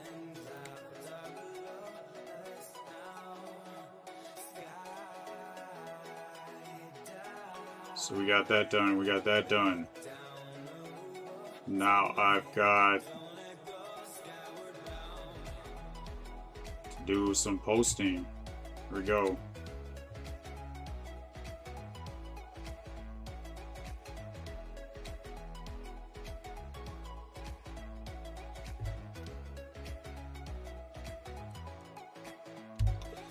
So I'd like to make these thumbnails better over time. So why don't you log the thumbnail decision and help me understand, like, how are you logging it so that this can get better over time?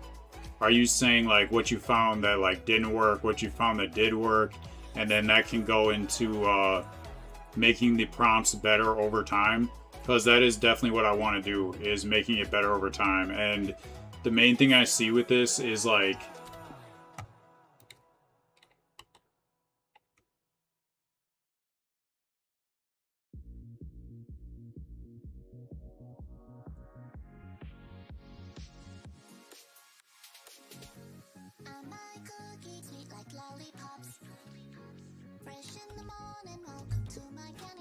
the text is looking a lot better than what it used to look like on earlier prompts. I honestly don't really see much to make better here. So you let me know what you think about feeding this information so it gets better over time and like what I should be doing with each new set of prompts to like make sure it gets better. And this is just manually for me right now. I have not hooked this part up with a Hermes agent yet, so then I guess that would go in the Supabase database once I do that. But I'm not sure.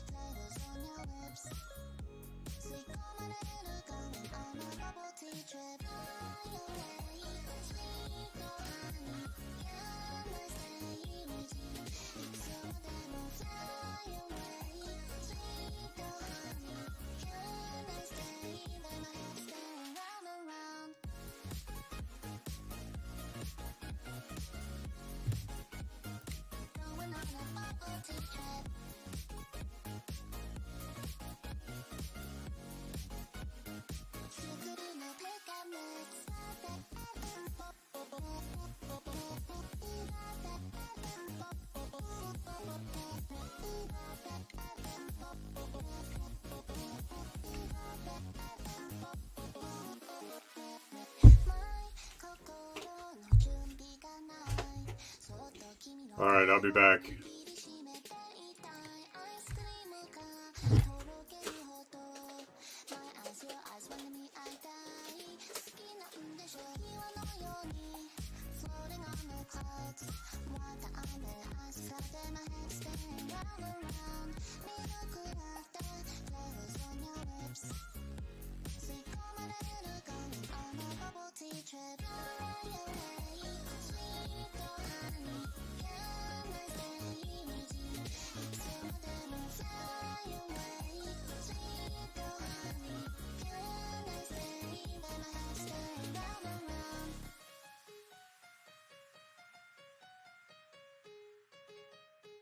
Going on a bubble tea trip.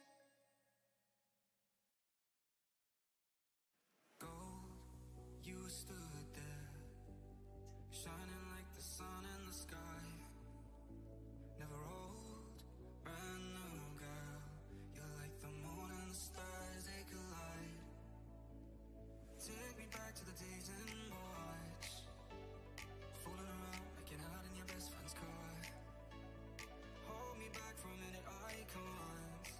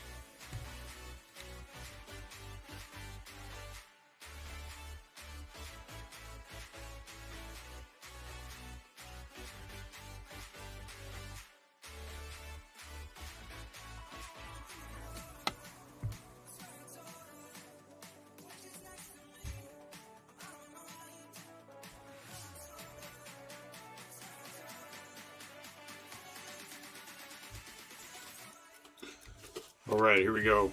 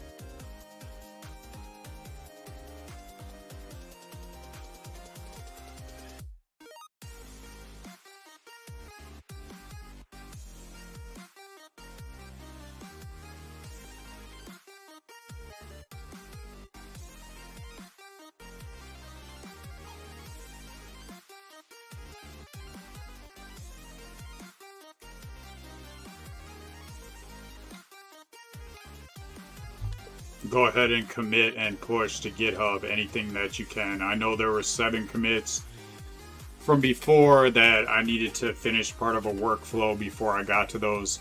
So do all the commits and push, and then let me know about those 7 commits that still need to be done in that workflow that I was working on. What like where I was when I left off and where I need to pick back up and what I need to still do.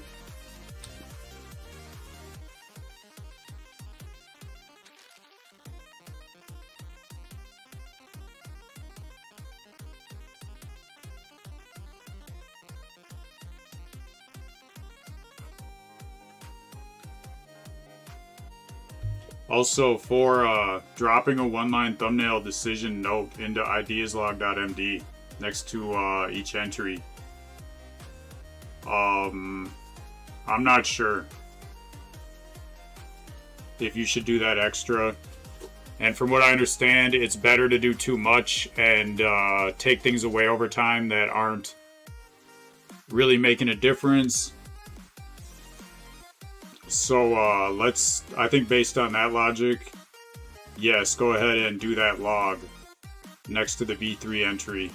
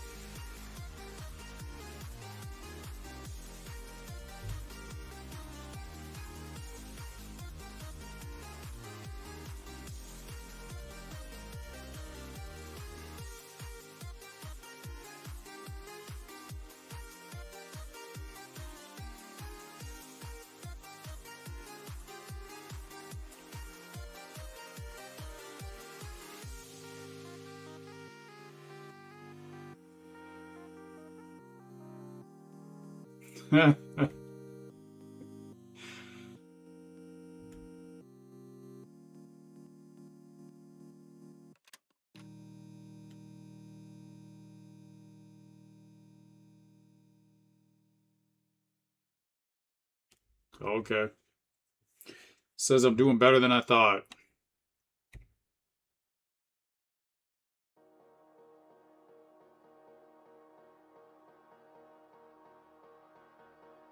At least the mosquitoes like me. At least the bugs swarm me.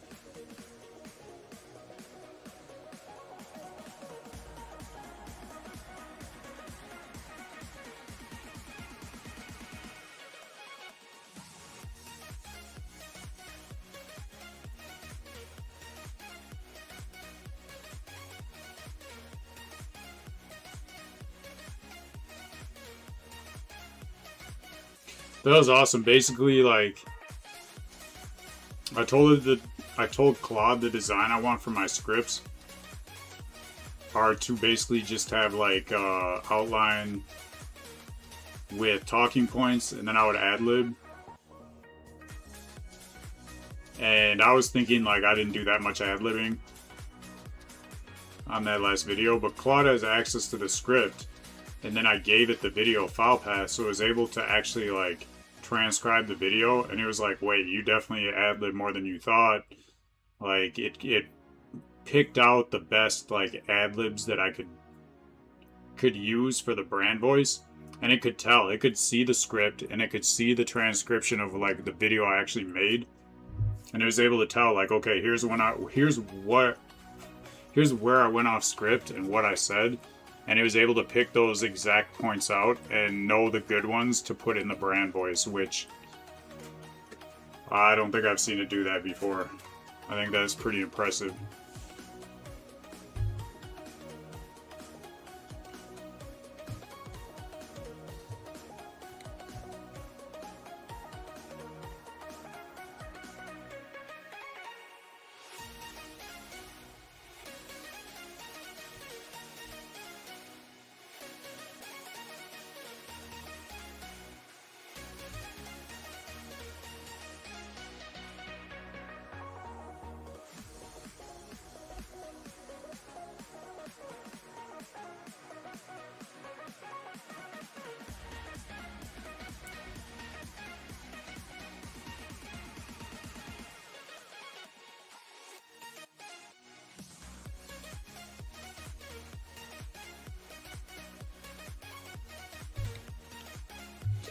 I picked option 1 for the thumbnail, and I'm talking about that in another terminal while you were doing another process.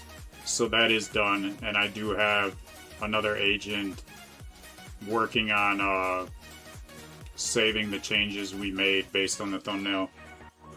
And what I'm at right now is basically posting the next week of X content for the 2 short posts today. So from what I understand, the workflow for here is set up is that each week you will help me design a schedule for 2 short posts a day for X that will be based off of like the research and your understanding of like, you know, where I'm at right now. Mostly the research, I guess. And you know, I can do more like a wide range of topics from the research. I can cover more of the topics because I'm doing 2 short posts a day. As far as CTA, call to actions, and these posts, I don't know how we have that set up yet. So let me know about this part of the flow. How does it go? How are the CTAs wired in? If they're not, we can figure it out. And we can go from there. And also be aware that I'll do long form posts as part of the flow for each video that I make. So this is just going to be a weekly thing to use that research to get the 2 short posts a day, and then to automatically schedule them through you right now.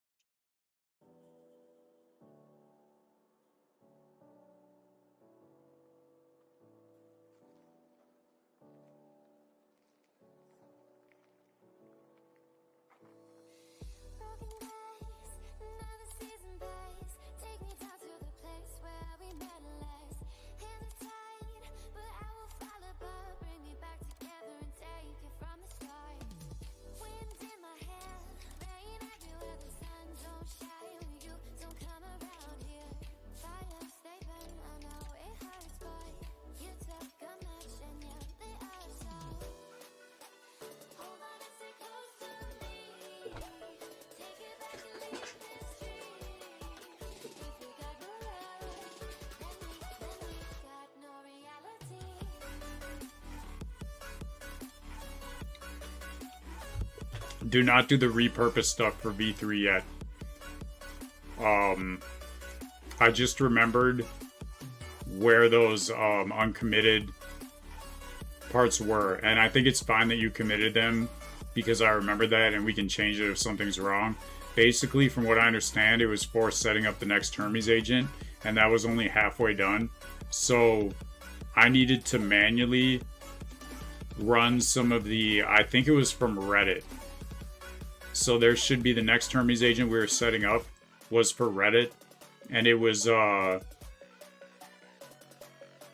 you know, doing what it did to find posts for me to reply to, and also use that data for new product ideas. I'm not sure, actually I'm not 100% sure if those were two separate processes, if this agent was just finding data or if it was also finding data and using that data to find new product ideas. But from where I remember where I left off is I needed to manually do that workflow with you to see what post the Hermes or it wouldn't be a Hermes agent because I'd be doing it with you, but it's like the rules, we're creating the rules for the Hermes agent. They maybe are even already created, and you were just using those rules to manually run it yourself and get the posts back, and then I would bring them back to you, and we were going to analyze them to see how good they were, and then maybe make the skill better if we could make it better. And that's why those were like waiting to get that part done to be committed.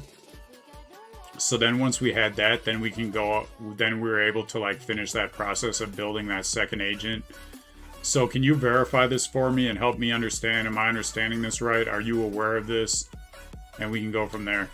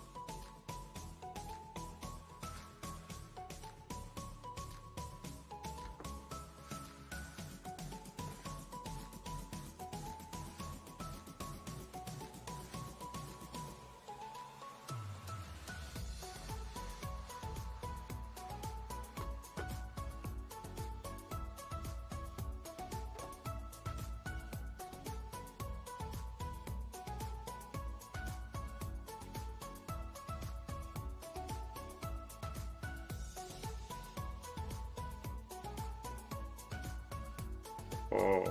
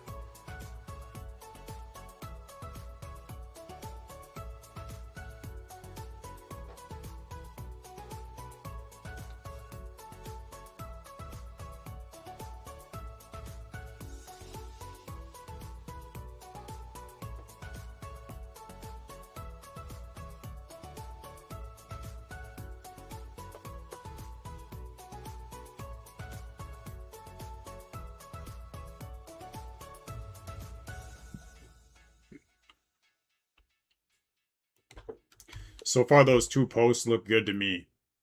And what I want you to do is go ahead and show me the full week of posting, which would be, it is now Tuesday, June 30th. The times are fine with me for right now, 9 a.m. and 5 p.m. I am Central Chicago time. So those 2 are fine to schedule for today, June 30th, 2026. And go ahead and show me the 2 posts that you would plan out for the next 6 days after that. So I'd have 1 full week of the 2-a-day posted for X. And I'll let you know what I think about those. And also explain to me, are you going to automatically schedule the CTAs as the first reply? Is that something you're able to do?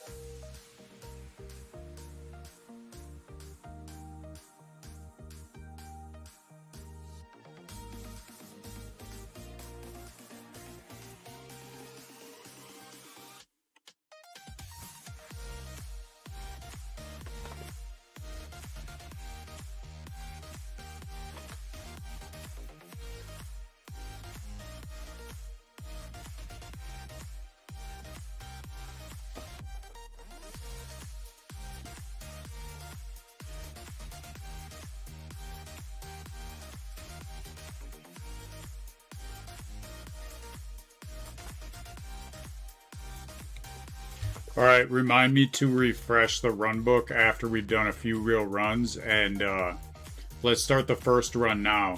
See what we get, and we can go from there.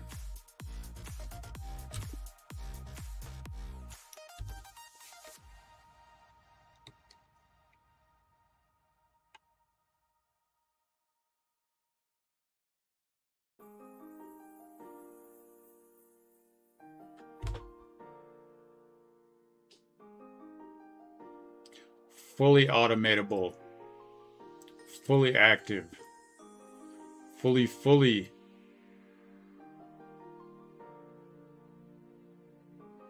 and type fully. Fully active and type fully.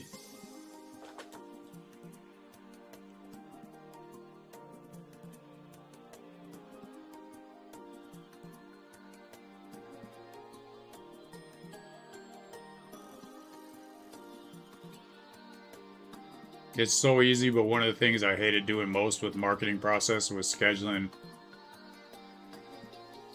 all these different expos. Having to go through and do the schedule feature for each one.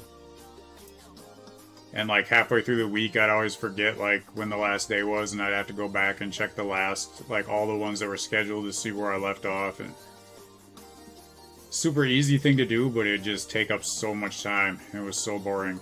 And it is so awesome to be able to automate this stuff.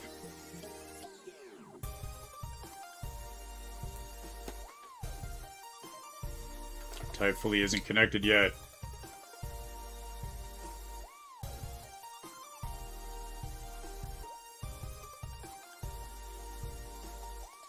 For real?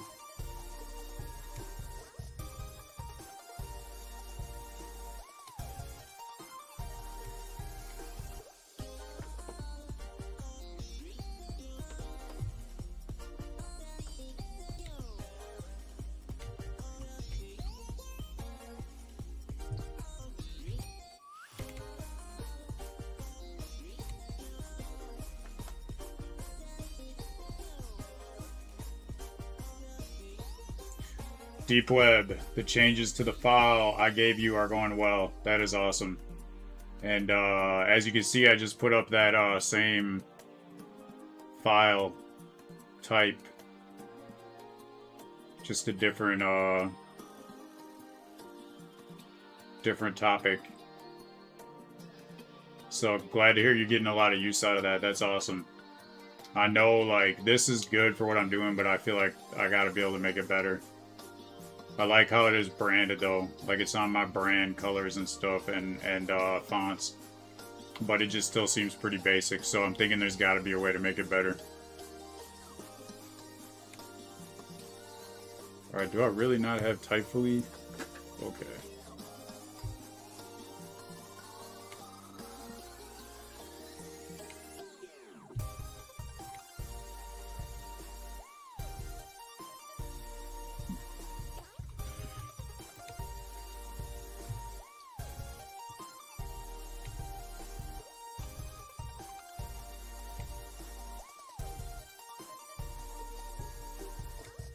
Guess not. Wait, yeah, I do.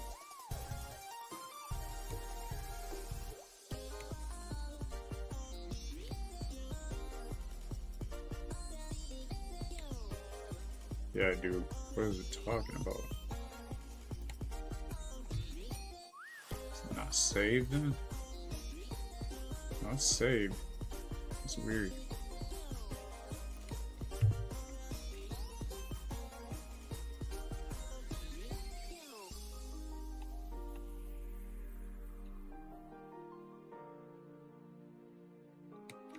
So first thing is I do see the correct typefully key in the .env file. It is saved. Not sure why you're not recognizing it. I even double checked with typefully. That is it matches the key that I got from typefully. So let me know where the problem is there. I'm about to tell you what I think about these posts.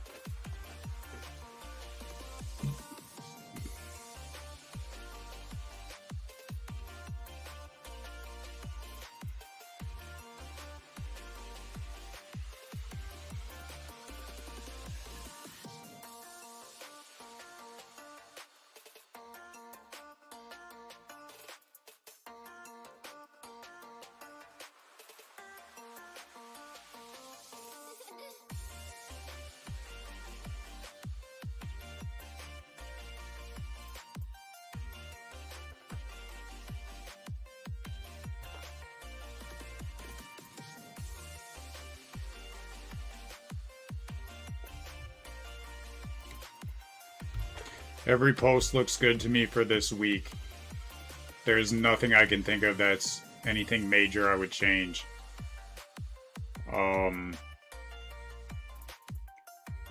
Even minor things, like, I don't really see anything. So I would have to say, let me know what's going on with Typefully Key, and if everything looks good, go ahead and schedule these posts.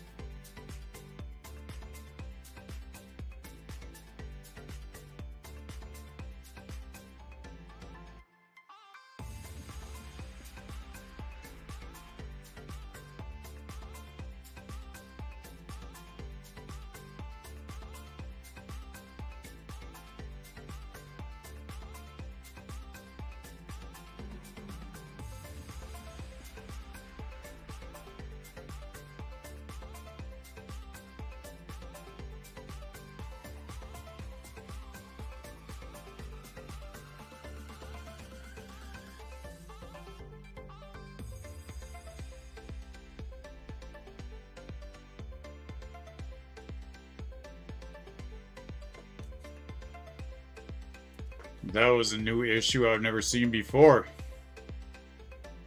But Claude caught it and fixed it for sure.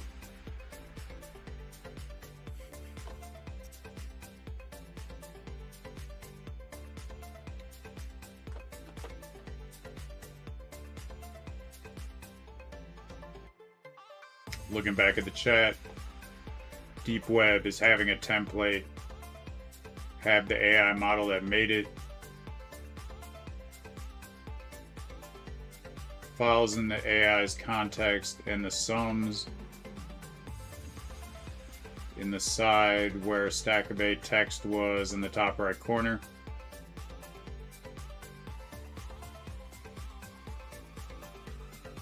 Now you're at your least favorite part of making a template, creating documentation for what the AI should do. That is definitely, most of the time, not very fun, I would have to say, too. And, it's good to know that AI can get better over time, so that process just takes longer in the beginning. And then as, once you get it locked down, then it's usually pretty consistent.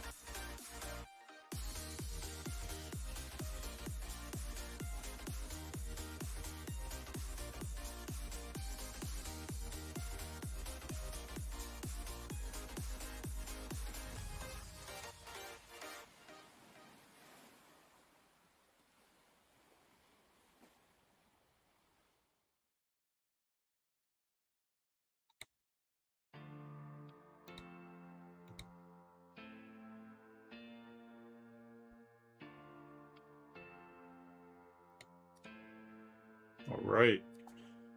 Schedule those ex post.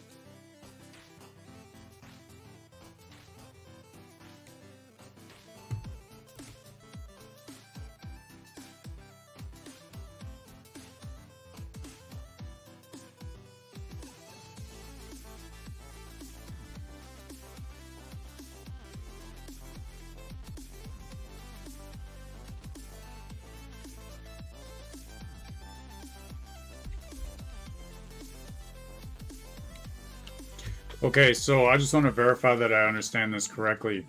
Right now, it is not putting this data in Supabase for this Reddit post step that we're working on right now. It should be in a file in the file explorer. Looks like you're giving me reply runbook MD, but I don't see where that is, and that doesn't sound like it's got the actual post on it. And the post should also have the URL, so I can just click it and it should have like template replies that I can put in my own brand voice. And those template replies should be using the brand voice skill that you already have that is being built. But right now there's not that much to it.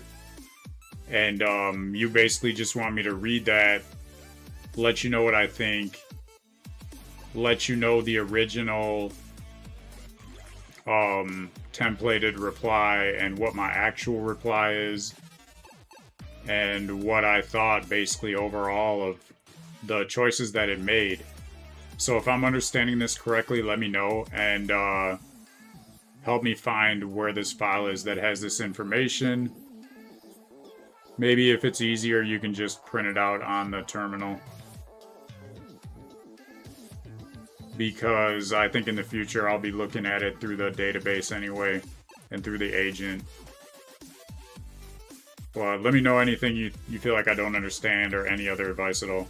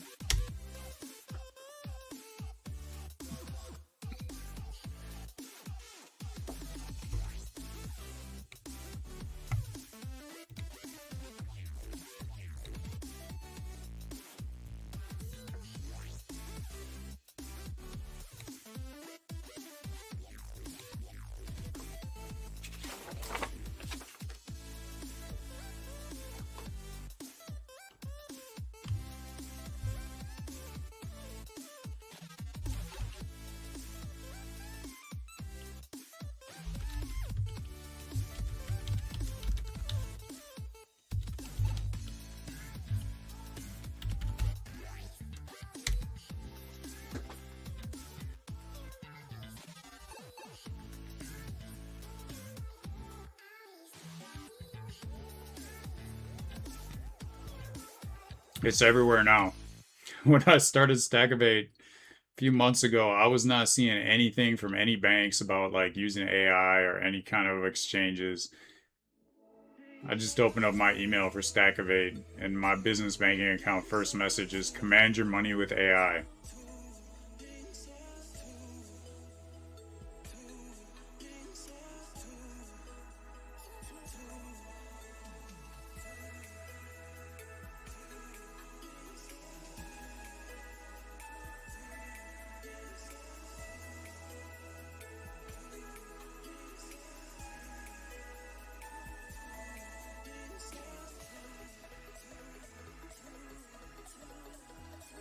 And I'm just hearing, like, I've been getting a lot of emails from Google. Looks like they're doing, like, their own version of HeyGen. Google Video's personal avatar feature.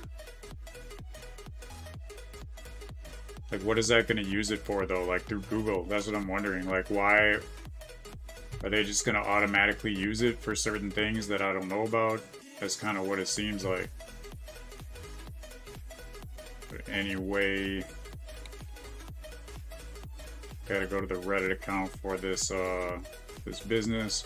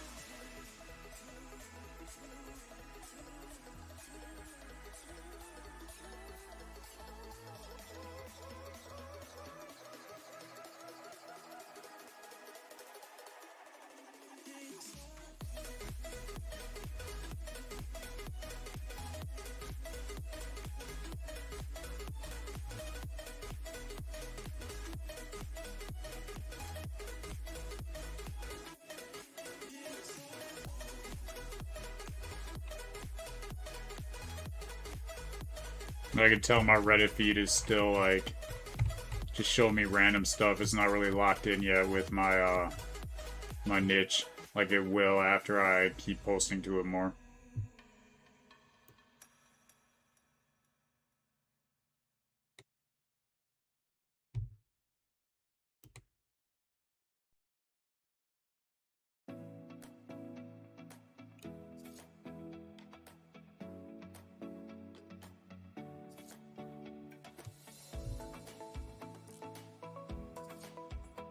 Okay, this is something good. I got a post. I see it's removed one of my posts for reasons I did not know about. So I'm gonna take a screenshot of that.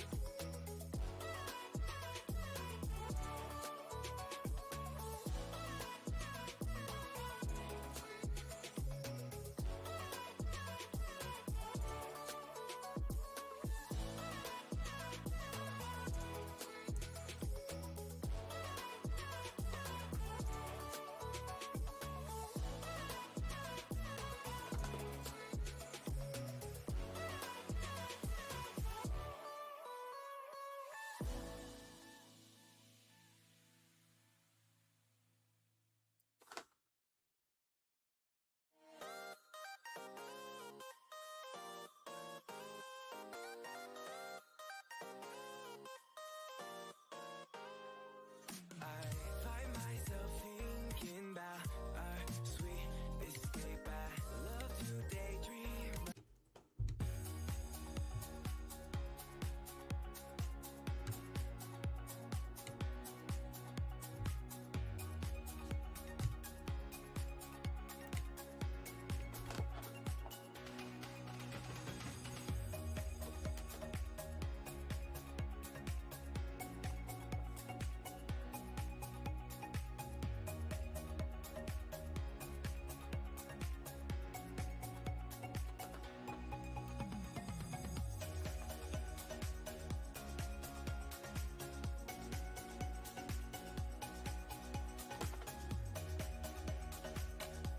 Where are they though?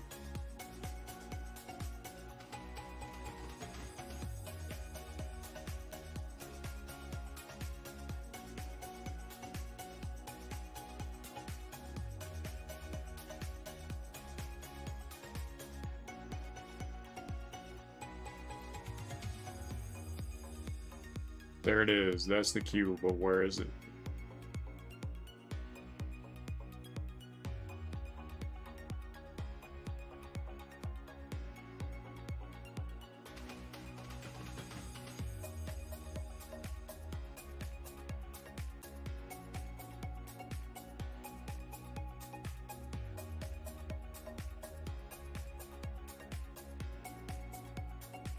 It's weird.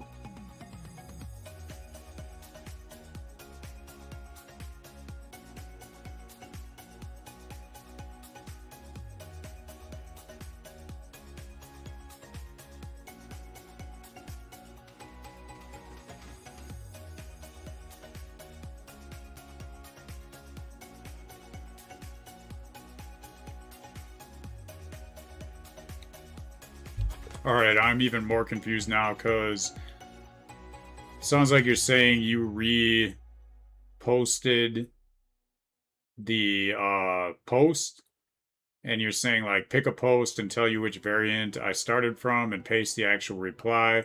I still am not seeing these posts. In this last response you gave me, there are definitely no posts. I scrolled up. I still didn't see them. You mentioned something about like the first post being something I need to delete, and I need to do that later, and hopefully like there's a note for that I know to do that. But the main thing for right now is like I don't want to have to go into Supabase to read these. I'm hoping you can just post them for me. So help me understand, why am I not seeing these, even though it seems like you're saying they should be there in this reply, and they definitely are not. One other thing, I just opened up Reddit and I got a message that one of the replies I sent last week was removed. Something to do with like I can't give people advice about like a career or something like that. So I'm gonna give you a screenshot so you can lock that in, so that you understand, have a better idea of like what Reddit's rules and regulations are. And then let me know about the original thing. Why am I not seeing these posts that I need to pick from?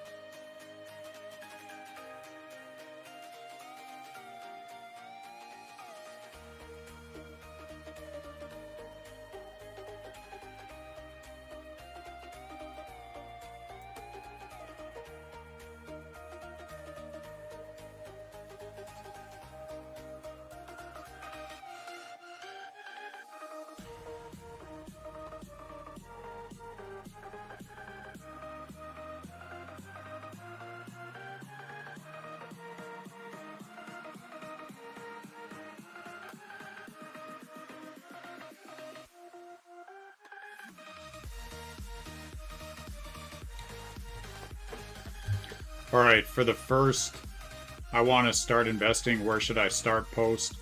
I like variant 0, hype versus reality, the best. Mainly because it talks about figuring out what kind of investor you actually want to be before you put money anywhere, which I feel like relates more to the actual business than the other posts. The other posts kind of go in that direction towards the end, but this one I think is clearer about it, and that's why I choose this one. And I'm about to paste what my actual brand voice response is to this.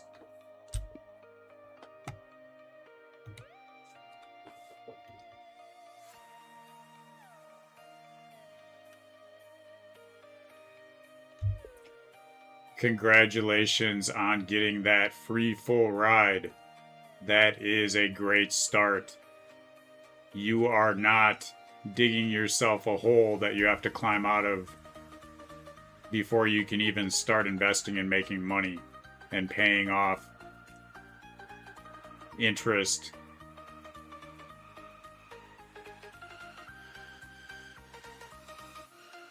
Take in mind that for every story that you hear about somebody getting rich, there's probably at least twice as many for people who made mistakes and ended up being broke because they basically gambled instead of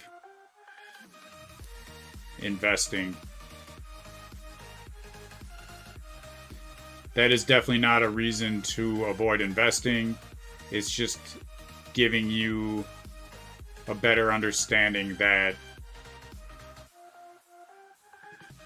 you need to understand what you're doing before you actually do it. And figuring out what kind of investor you want to be is the first step. Are you trying to build something slowly over time, or are you trying to find the next big thing that is going to hopefully make you rich overnight? The choice is up to you. Either one can work, but you need to be clear from this at the beginning.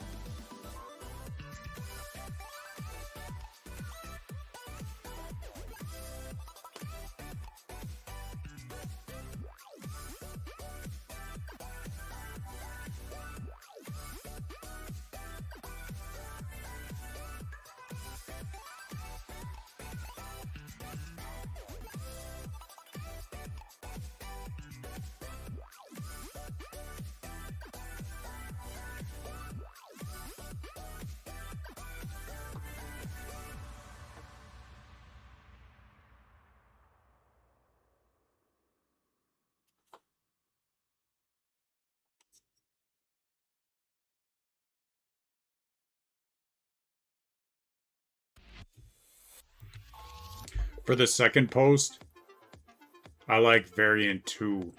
The main reason is because it points out how this person is already looking at a situation, so it brings them awareness on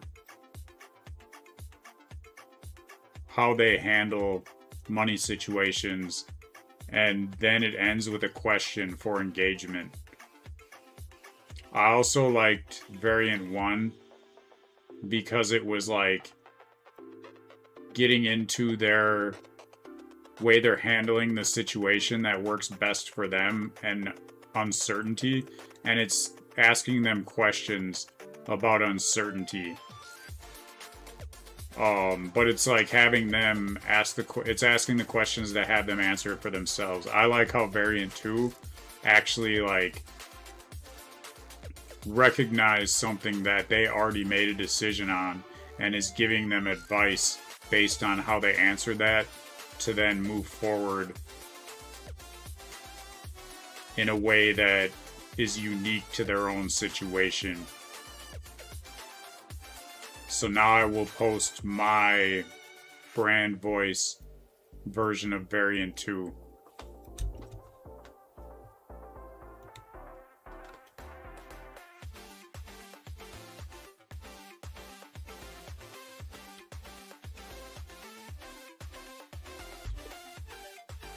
Looking at this post,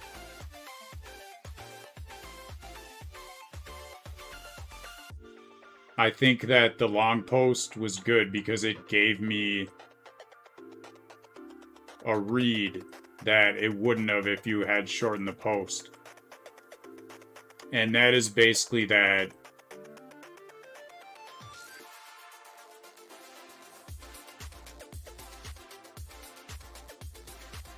even with a $5,000 to $7,000 loan, you feel very confident that you can handle that in 6 months. A lot of people are not so confident. So that's something right there that you can be aware of in how you handle situations like this. Awareness is key to become a good investor. Investing does not work the same for everybody. Being aware of how you think about debt and risk tolerance is super valuable.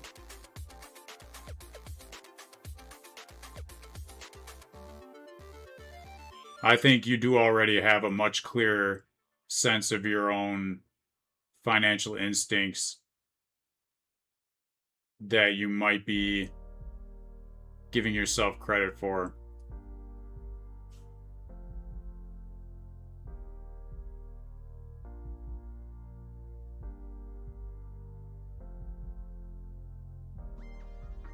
So now I would just say, looking at this decision that you're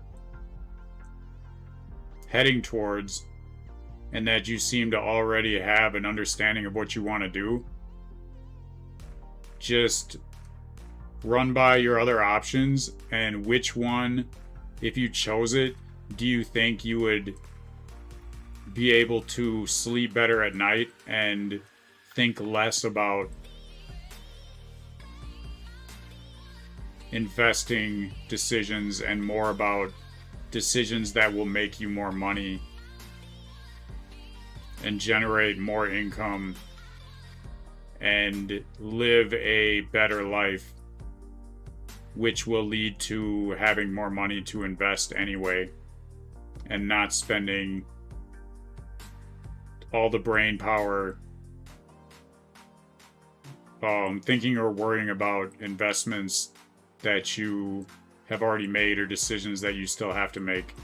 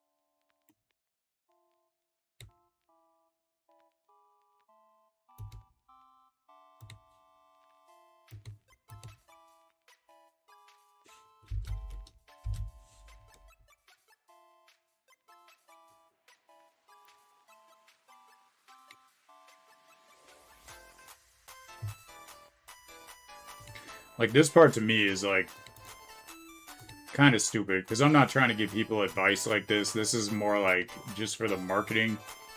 And what I'm seeing is like these beginners, like they're really like concerned with things that are really like, to me, stupid. Like just do it and find out. Like, you're worried about something that's like nitpicking over like a couple dollars, and you still got a long time to figure this out.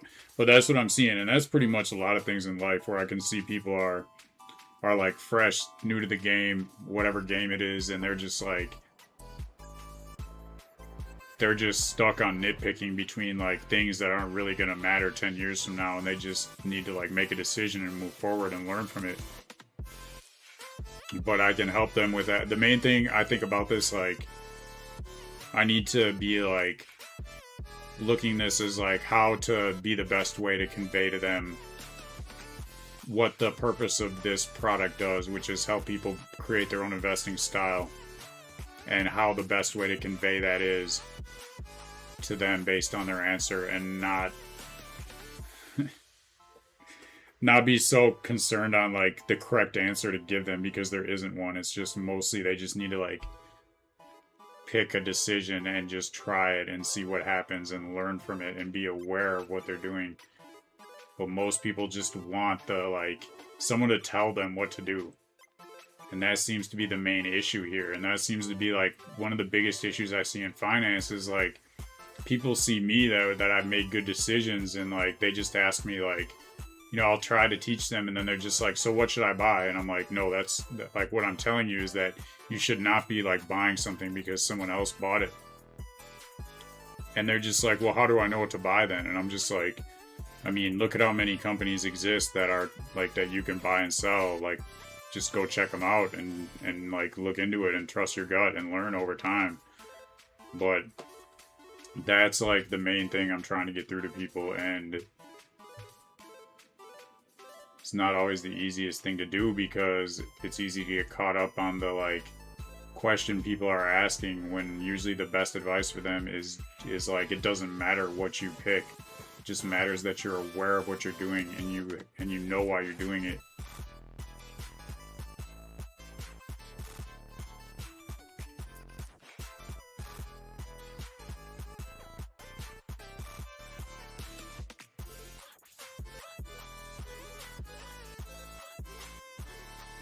Like this, like, where should I put my money? I don't want to touch it for 3 years. Like, that's nothing. Like, what is that gonna do?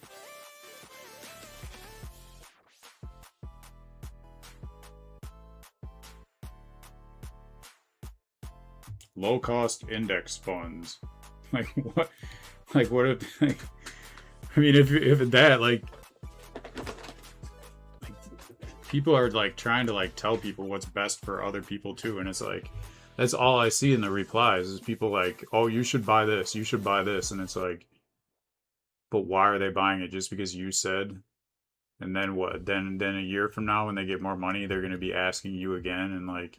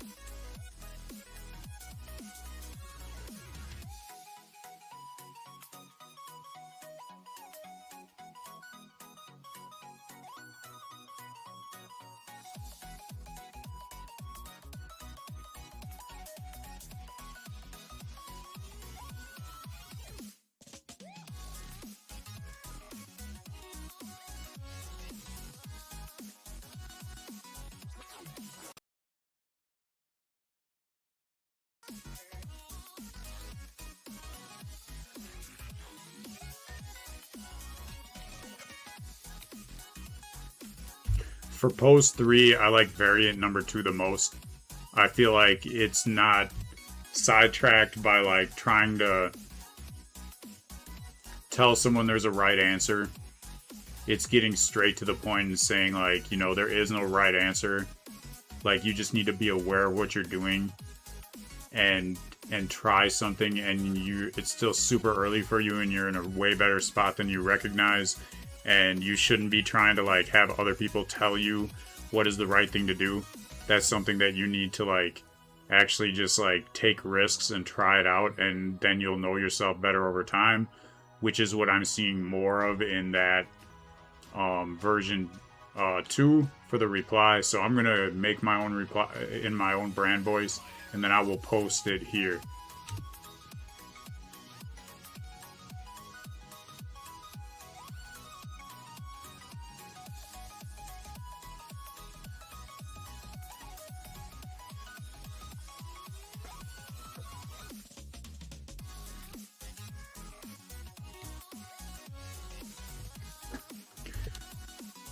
Alright, first off, I would have to say that course that told you that 50-30-20 rule,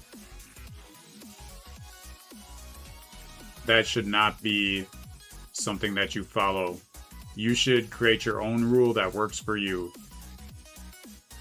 I think the best thing I can tell you is you should not be asking people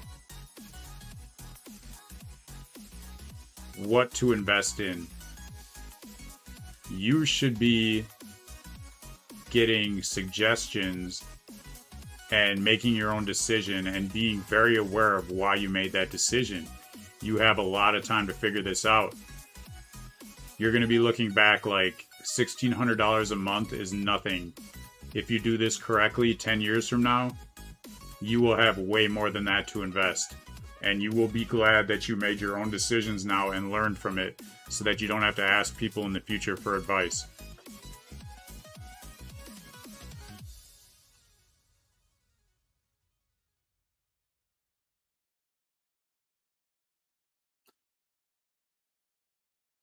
Be more aware of what happens in 3 years. Do you absolutely need this money? Can you let it sit longer? What happens in 3 years if the market drops? Do you just have to pull it out and take a loss? Or can you wait and let the market recover? These are the things you need to be thinking about.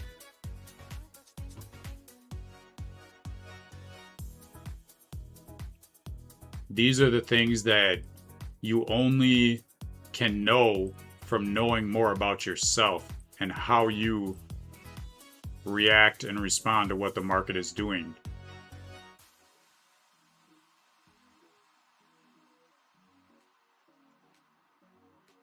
So to leave you with a question,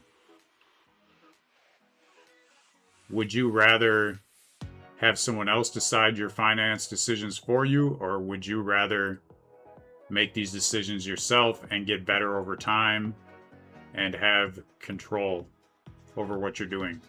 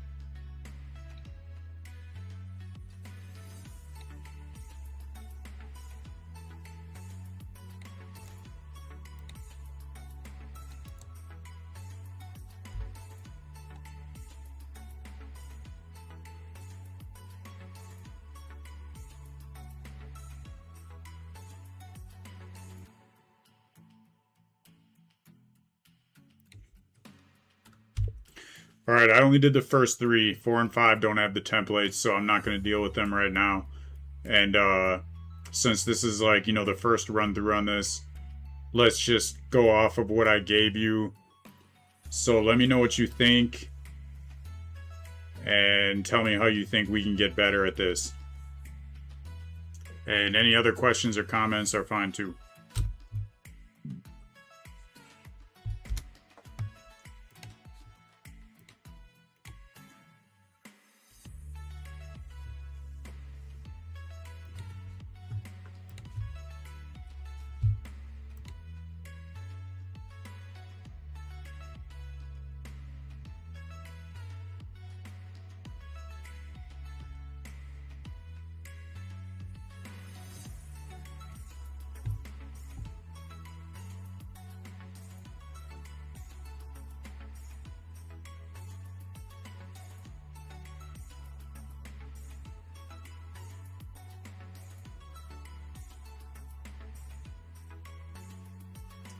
Welcome back to the chat. Awesome, Edwin. Respect every time. Up to the time, time after time. Looking at the time. What time is it right now in my time and place? Well, I almost don't even want to look at the time. But I think it's like, I think it's about 2:30 in the AM. So, you know, now I'm like, oh man, that time is late. I should be going to sleep. But I'm not tired. And I want to keep creating and keep building. So, it's always a good time. I'll sleep when it's time to sleep and eat when it's time to eat. And give thanks for being an entrepreneur so I can run off my own time. Up to the time, every time, time after time, time and time again. It's timeless.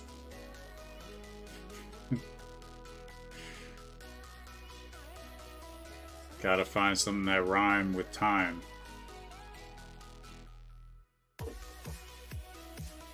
Yes, 2 in the AM.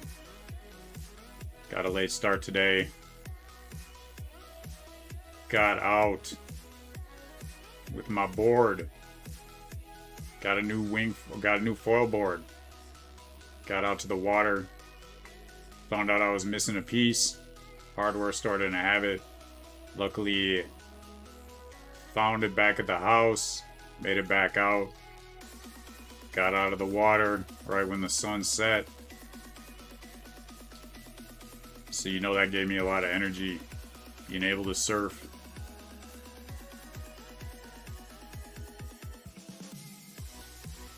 Get that adrenaline going.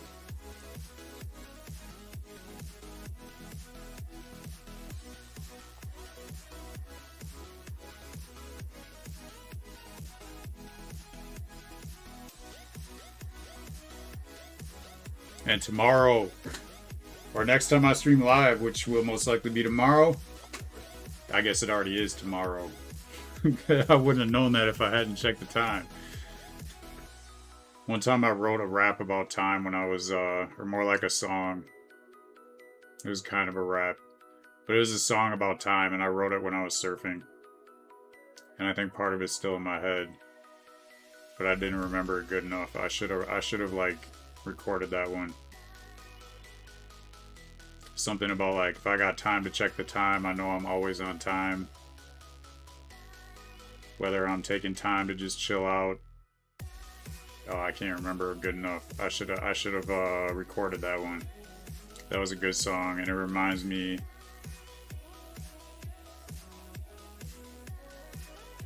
of that. Of a lot of good surfing sessions. Waiting for the waves and writing songs about time while I wait. So let me see here.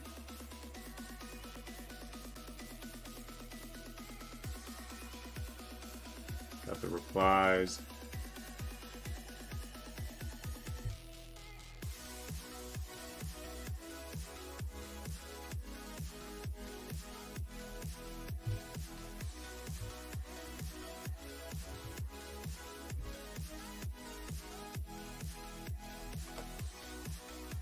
I got to do.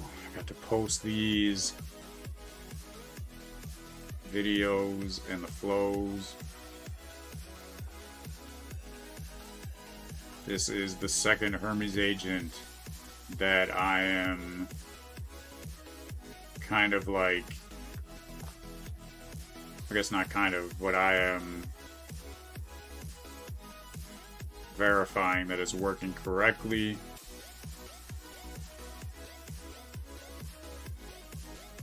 And then I can deploy the agent to do this part manually. Or I mean automatically. And then I just have like a manual check that I need to do. It should get, should be less work over time.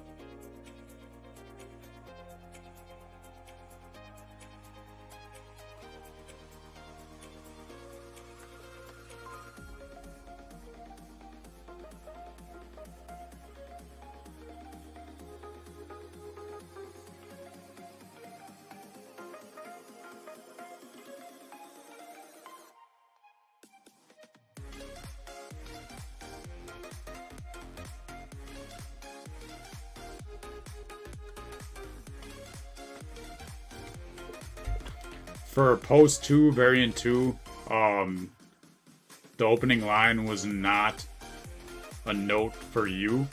It was actually the original poster said at the end of their post that they were sorry for making such a long post. So that was a note for the original poster.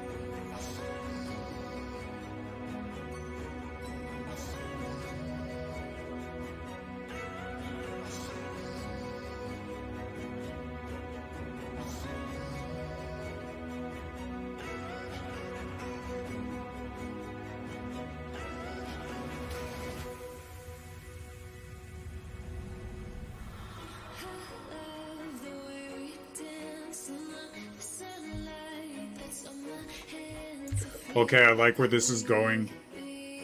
And I already posted these, so I can't make the changes now. Maybe I can.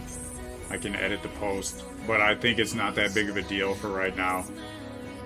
I understand your feedback. It is very helpful. And in the future, I think I will wait to actually make the post until I get your feedback. I'm understanding this process better. I'm seeing how we should run this at least a few more times before I hand it off to a Hermes agent. And that's because I have a question. Once I do hand this off to a Hermes agent, will I still be able to do this same process where I go over everything with like what I think about the reply to make it better? Will it be a more difficult process? If not, then I guess it probably doesn't matter when I hand it off. But I can still see there's like a decent amount of work to be done with this process that I didn't really see before. Because us working together, we can make this way better. For your one question, the way that you tagged post 1, 2, and 3 looks fine to me.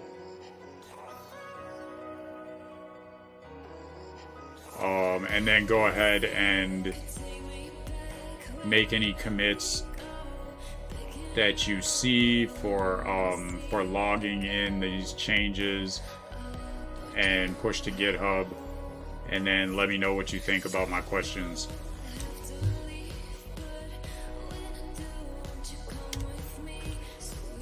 Yeah.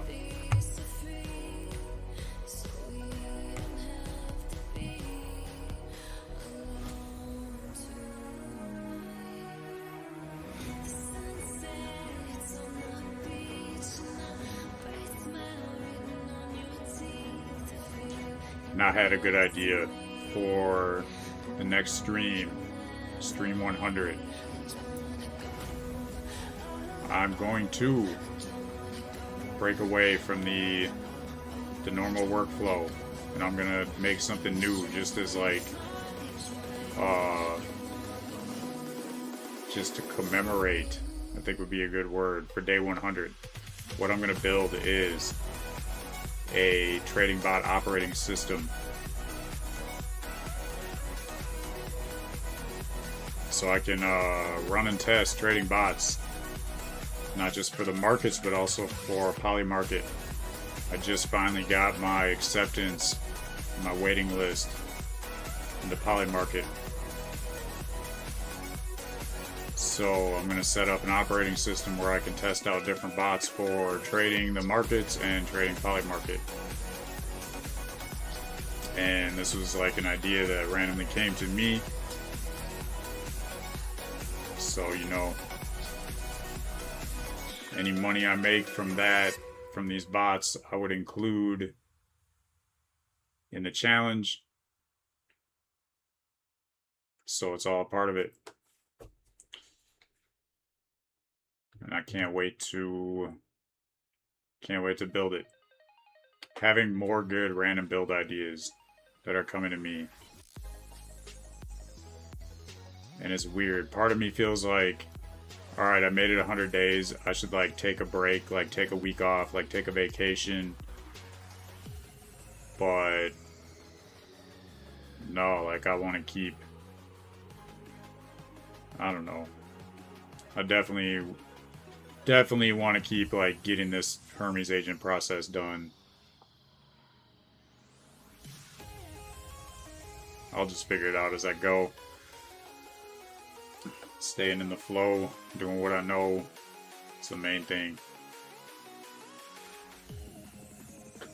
My music stopped, or my headphone ran out of battery.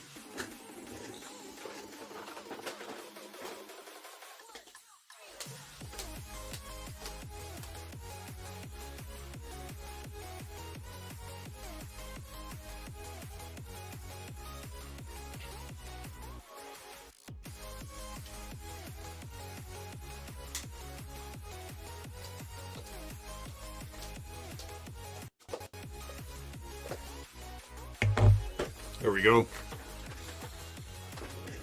Yeah.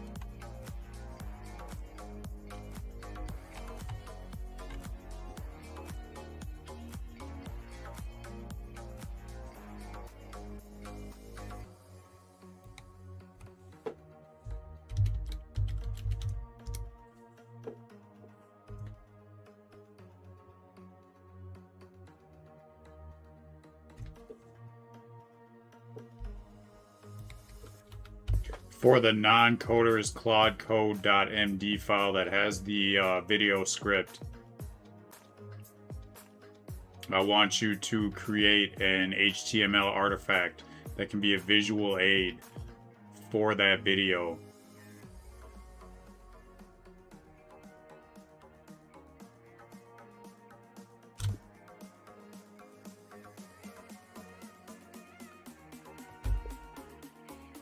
Give me the URL. And remember to create a similar artifact for every future script and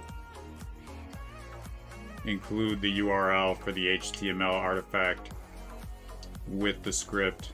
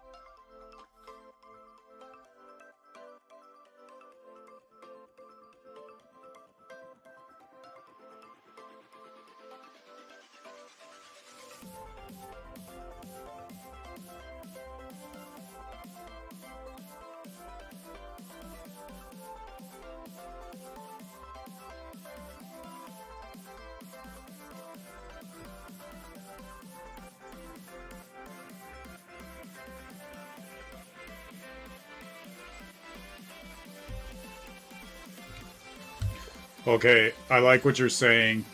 This really like sheds a lot of light on where this is going, and it makes it sound like much more manageable.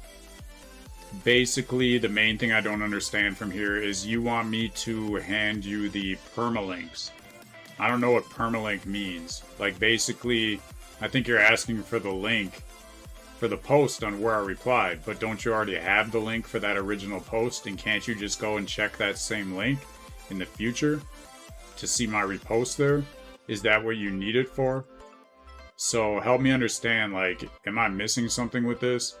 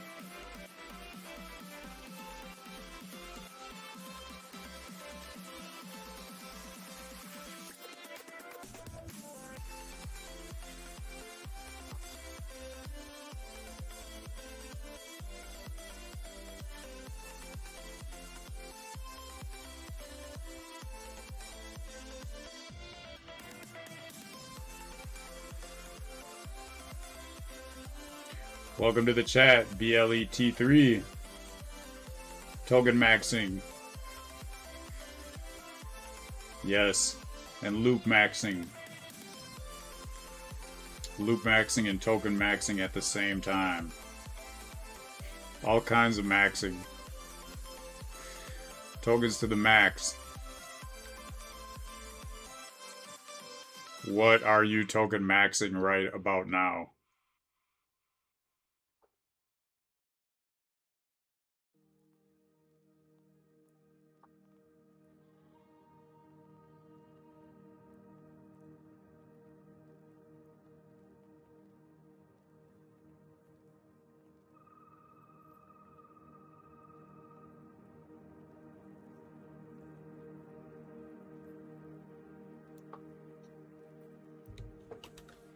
All right, that is awesome to hear that in the future I can have Hermes agent automate this. But for right now, what I'm thinking is that, like, I will check back at Reddit next time I do some replies, and it will show me if any of my replies, you know, got any kind of like upvotes or responses. And I'm thinking only then would it matter to send you the link if there is actually some kind of like reply or upvote. Otherwise, I'm thinking it doesn't make sense to take the extra time to send every link if there was no like feedback from it.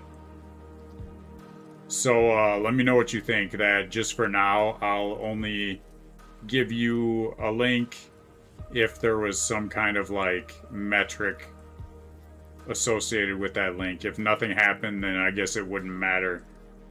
Let me know if you think this is a good idea for right now.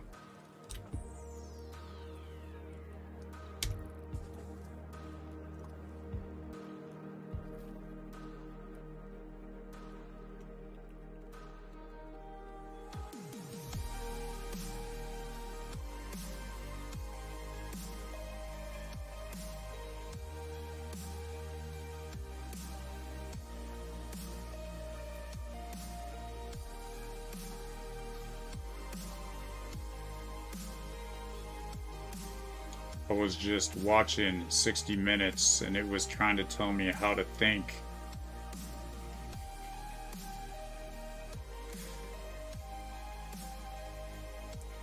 Do it. Do the thing. Do the thing. Sports. Do it. Do the thing.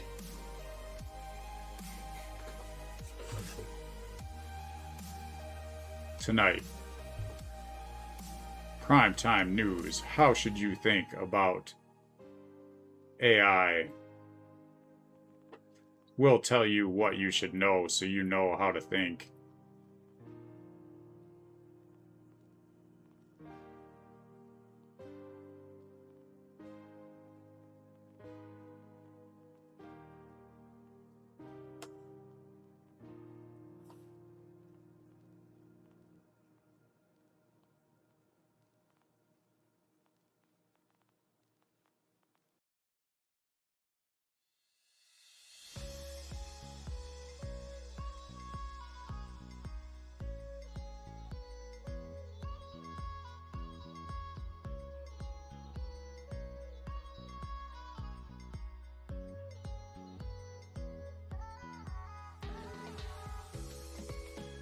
Oh, awesome. Make it even easier.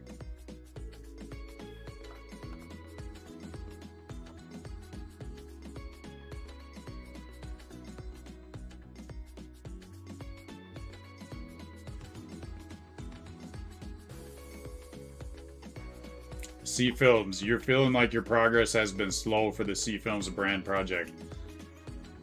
I feel your pain, man.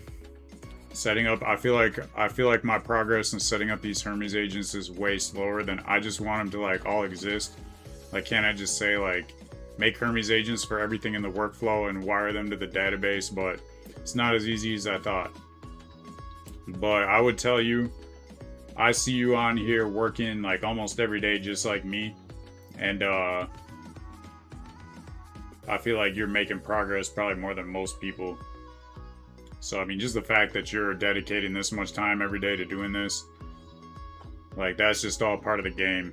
And usually what I find is a lot of times you get, like, the things you think are going to take, a long time, sometimes end up not taking that long, and then vice versa. Things that, like, you think would be quick end up taking a long time. But, like, that's just part of the learning process. Just keep on building, and everything will be revealed.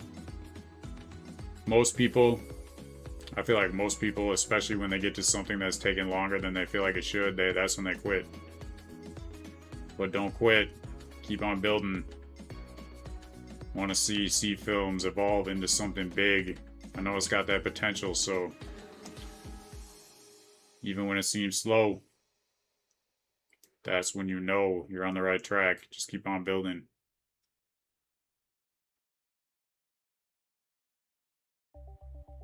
A lot of these processes with vibe coding is so new. Not much for me to do as far as, like, you know, seeing other people who have been here before me. You know, I'm kind of going in my own lane, my own direction with this vibe coding, with what I'm doing with it, and you know, I'm things are taking longer, but I'm learning from them, and then I can teach those lessons to the people who have not even gotten started yet, so that they can get better and save time.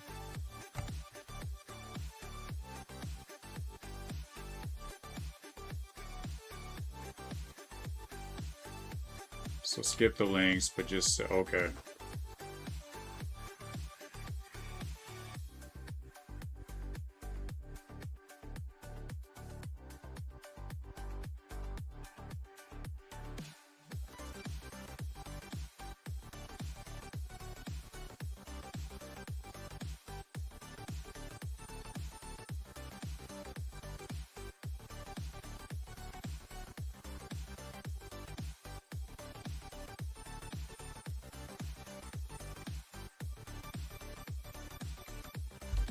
Yes, this sounds like a good idea.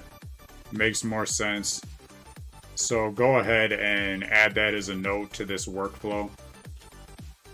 So when I do this process, then you'll remember to ask me for this stuff.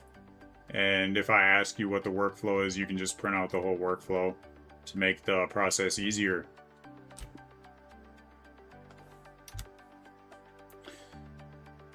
So I got the process down. The Hermes agent is set up to do it. I'm just going to work with Claude a few more runs. And then I can set this agent up and not have to work with it as much after I set it up. So I'm learning. I mean, it's taken me longer than I thought to set up this agent, even this particular agent itself. But that's all part of the learning process. And then the next agent will be easier. And then when I do the next marketing project, it's all the flow.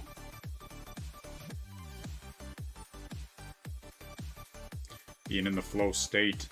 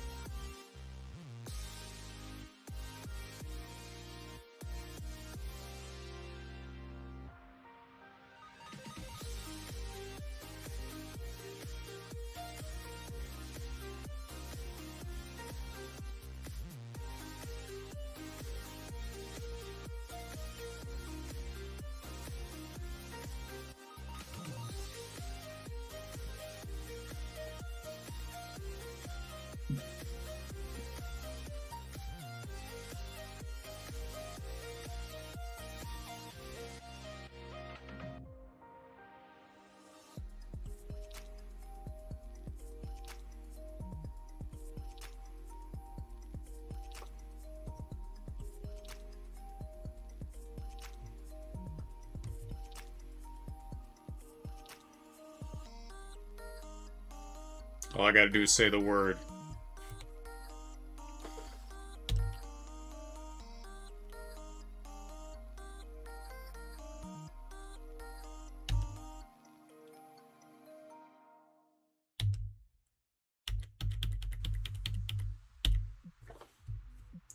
Yeah, so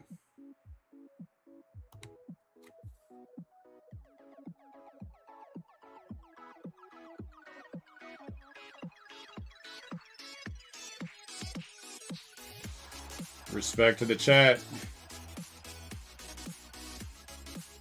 Found my stream between a million AI slop. There we go. The 1 in a million. Vibe coder. Actually using my own voice. Trying to make things better over time. Not chasing the trend, building real businesses. Building real businesses that are going to get better over time. not chasing the hype trends and making a business that can do well today and fade out tomorrow. And I'll just keep on stacking and stacking the businesses. Getting ready for new idea, day 100, take a break from the normal workflow and build out this trading bot and polymarket bot operating system to train these bots to get better over time. That being said, I think what I'm going to do is create this next video real quick.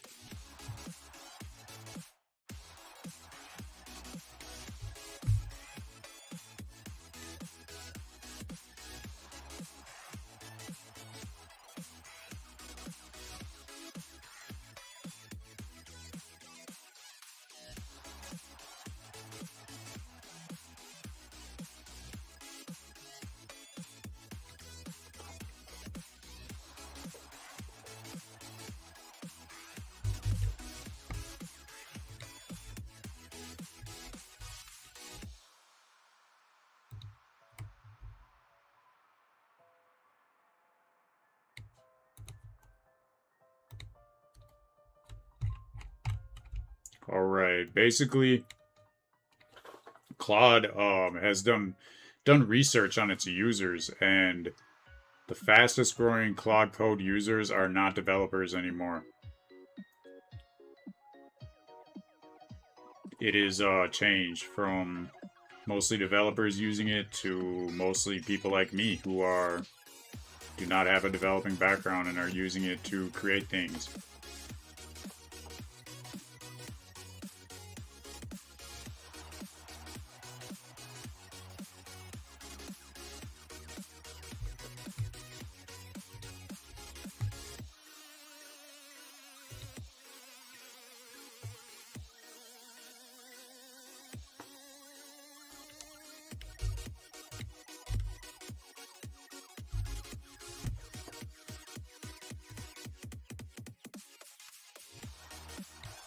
Yeah.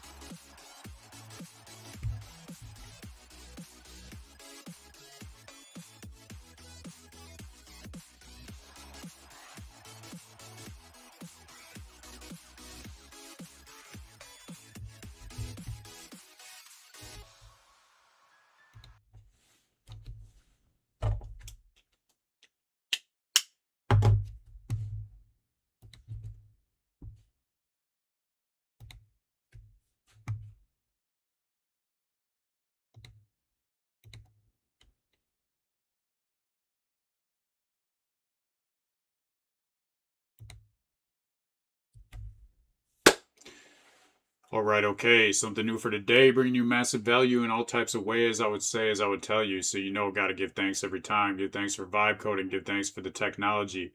Give thanks for doing the right thing and staying in the light and using it to make something that will be all right.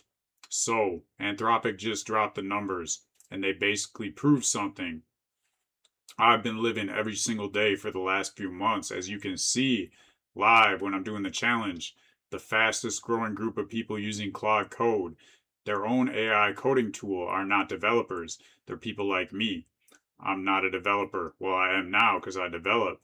I don't know how that wants to be defined, but however people want to put it, I'm not really concerned with the labels. But I definitely was not a developer when I started using Claude Code. I had never developed anything in my life. I've never written code in my life, and right now I'm building real businesses with this tool live in public. So in this video, I'm going to show you the actual study, the numbers that honestly kind of blew my mind. And then I'm going to open up Claude Code and build a real piece of my business right in front of you. No edits, no hiding the hard parts. Going to get into it.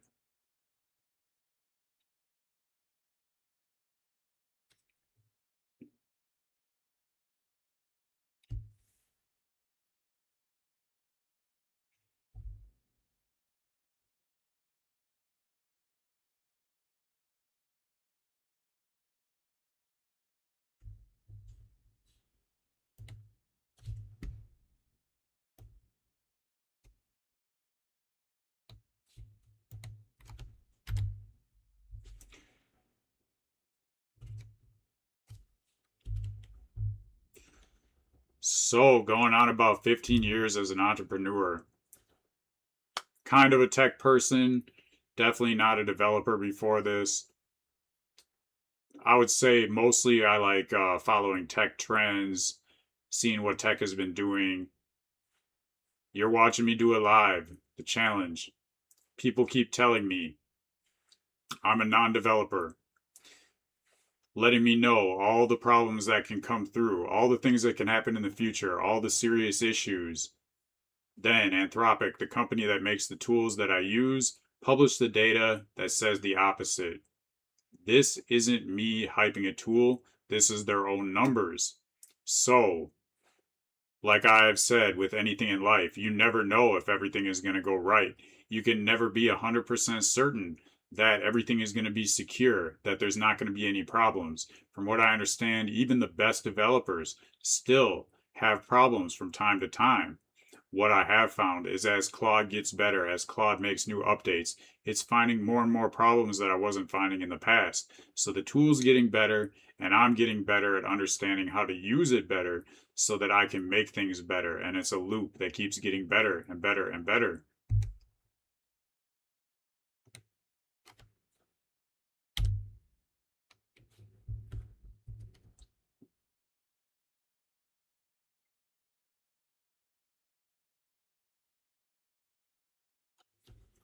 So the fastest growing users are in the non-software work skill range, people in management, sales, legal, regular operators, not engineers. This is just people using it for their business, using it for business purposes. Most of what I'm seeing are non coders coming in to share their sessions that they were just debugging something that used to take them a week. And now they said they did it in a day. I've had people come in the stream and tell me that a new update with Claude has fixed a problem in a few hours that they have been trying to fix for over a year. And these are technical developers. These are people that aren't just fixing code, they're building outcomes. And the line that got me the most is the biggest non-developer occupations are performing close to professional software engineers on actual coding tasks. So people who do this for a living and people like me are landing in the same range now. This is turning out to be the great equalizer happening in real time, and it's happening quick, and it's only getting better. I feel like this is a new trend. The window is just opening. We've still got a ways to go. I'm going with this flow, and I'm doing it like it's all that I know, putting myself into it.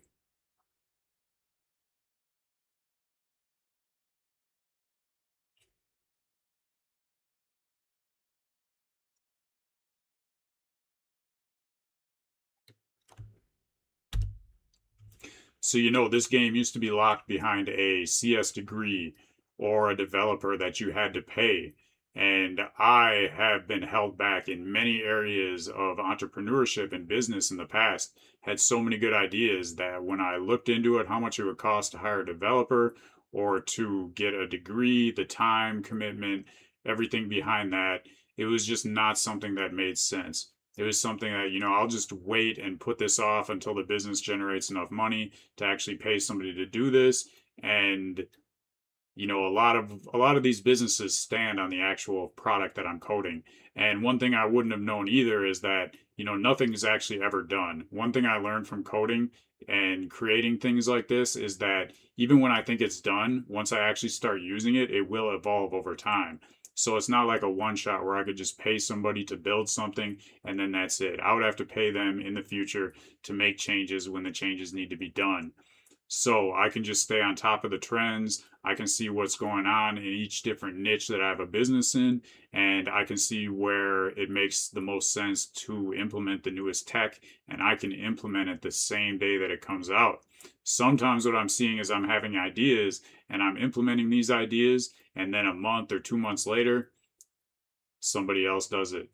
I had the idea first. I'm seeing that I can be on top of these trends. I can even pave the way and create the trends. So the wall is gone. What decides what you build isn't whether you can code, it's whether you actually understand a real problem and have the drive to solve it. There's enough room in this for everybody. Nobody has to lose for you to win. That's the whole point. That is the point.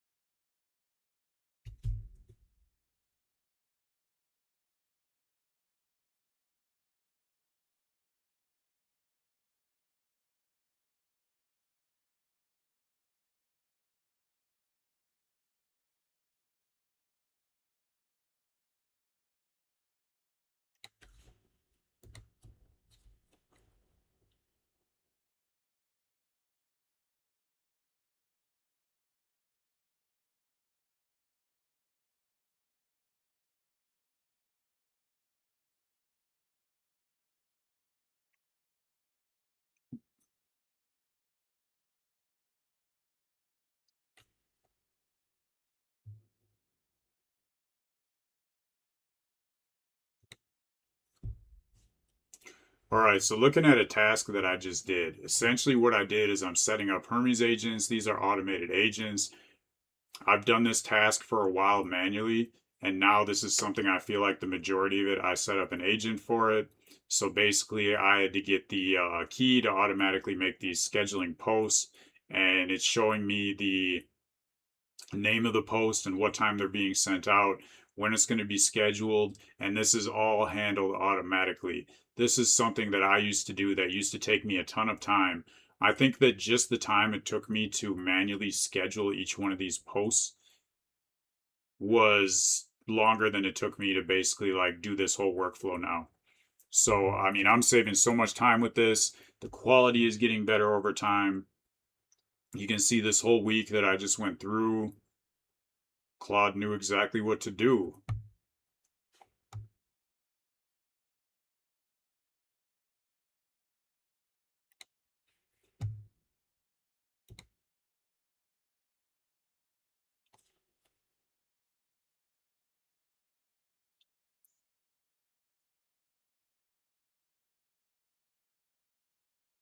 So this is what it actually looks like when a non-developer builds something real and it works.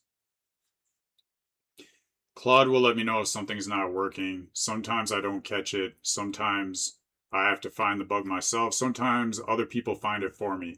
But either way, I've never had a problem fixing something. Anytime I've had a problem, I've been able to like solve it. I'll revolve it when the time comes, but that's another run.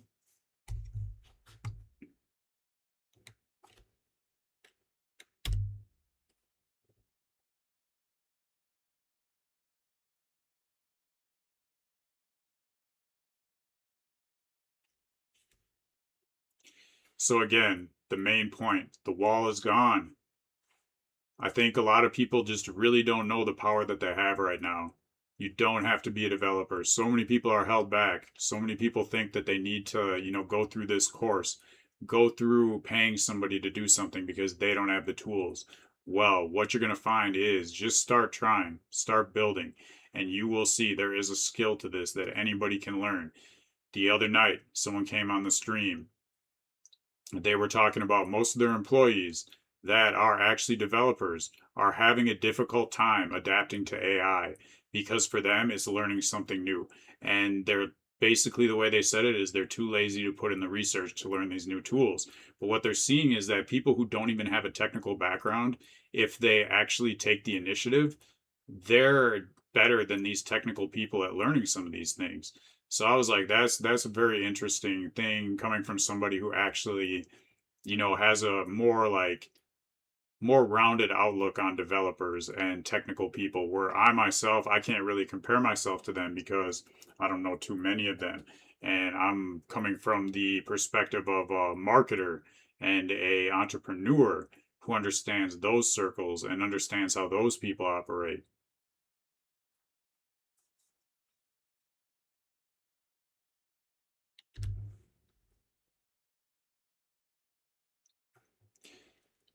So, I didn't show you the actual build, but I showed you the result of the build. I didn't, it would have taken that whole thing probably took me about 15 or 20 minutes to just let Claude cook and let Claude build it. Another 15 or 20 minutes of me communicating with it. But you got to see the results. You got to see how it set it up.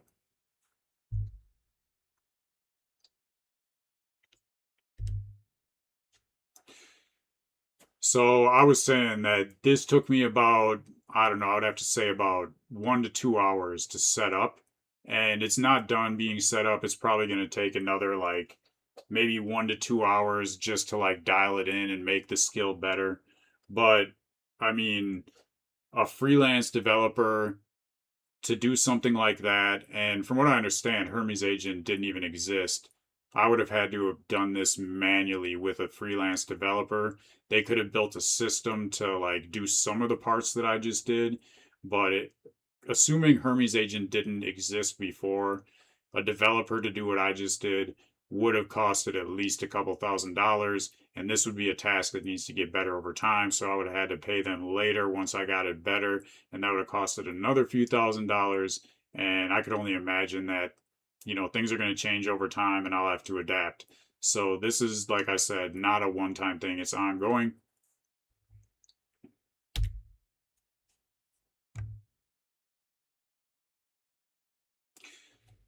So, here's what I want you to learn and take from this. The numbers aren't saying learn to code. They're saying the people who win with this are the ones who actually understand a real problem and just start building. That's it. That's the door. Building is the key. It's wide open right now. It's only going to get better. This is my opinion. Maybe you think AI is going nowhere. Maybe you think it's just a phase right now. I don't. I think it's only going to get better. I think that the sooner you start learning it, the more power you're going to have as it gets more powerful. And if you want the exact setup that I use to build this stuff as a non-coder, I put it all in a free starter kit. The link is in the description and the pinned comment too. Grab it. It's free. And if you want to follow me, the whole 0 to 1 million challenge build, this is the place. I'm doing it live in public, the wins and the dead ends. Go ahead, drop a comment. Tell me the one thing you build if you knew you couldn't fail. I'm going to read every one. And I'll see you in the next video, in the next live stream, whatever it might be, whatever you want to see. Just let me know. Building this is almost free. And if you don't have the money, that's cool. There's another way to do it too. I can talk about that on another video. Let me know if that's what you want to learn, because there are ways, if you do not have money, even for the $20 subscription, that you can get started, that you can work with free versions of AI to actually build things with code. So if you want to know about that, let me know. That's another good video idea that I thought about. That's it for today. Hopefully you got a lot of value off of what I had to say. I'm out.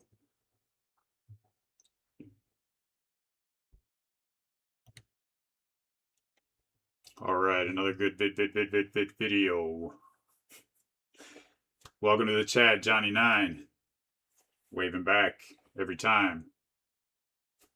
How you doing? Hope you're doing good. What have I built so far, and how much have I made so far? So far, I just launched Stackivate as the first business in this challenge. Maybe 1 to 2 months ago. First, it was the MVP. It's getting better. I have only made about, I think, like $30, like 2 subscriptions, and it was like people I know. So, I mean, basically nothing yet. But, I don't see this being as like a get rich quick business. Nothing I'm doing is really like get rich quick. All these are basically like playing the long game, building something of substance that actually lasts. And it's probably going to take a while before I really get users in. But, it'll work. It's just going to take a while. But once it does, I think it's going to be exponential growth. And you'll see how it plays out, because I got a lot of good ideas and doing something revolutionary as far as I can see. Thank you for letting me know what you think about Stackivate. And I definitely built it with a free tier that is only going to keep getting better, that, people don't have to pay, that they can get like a very good foundation of education and see where that app is going as far as like the value it offers just from the free tier. And I believe that once people use it and they get value from the free tier and they understand, basically how it's different from other investment education, that it teaches you your own style, that then they will see the value in the paid tier. So hopefully the free tier works for itself.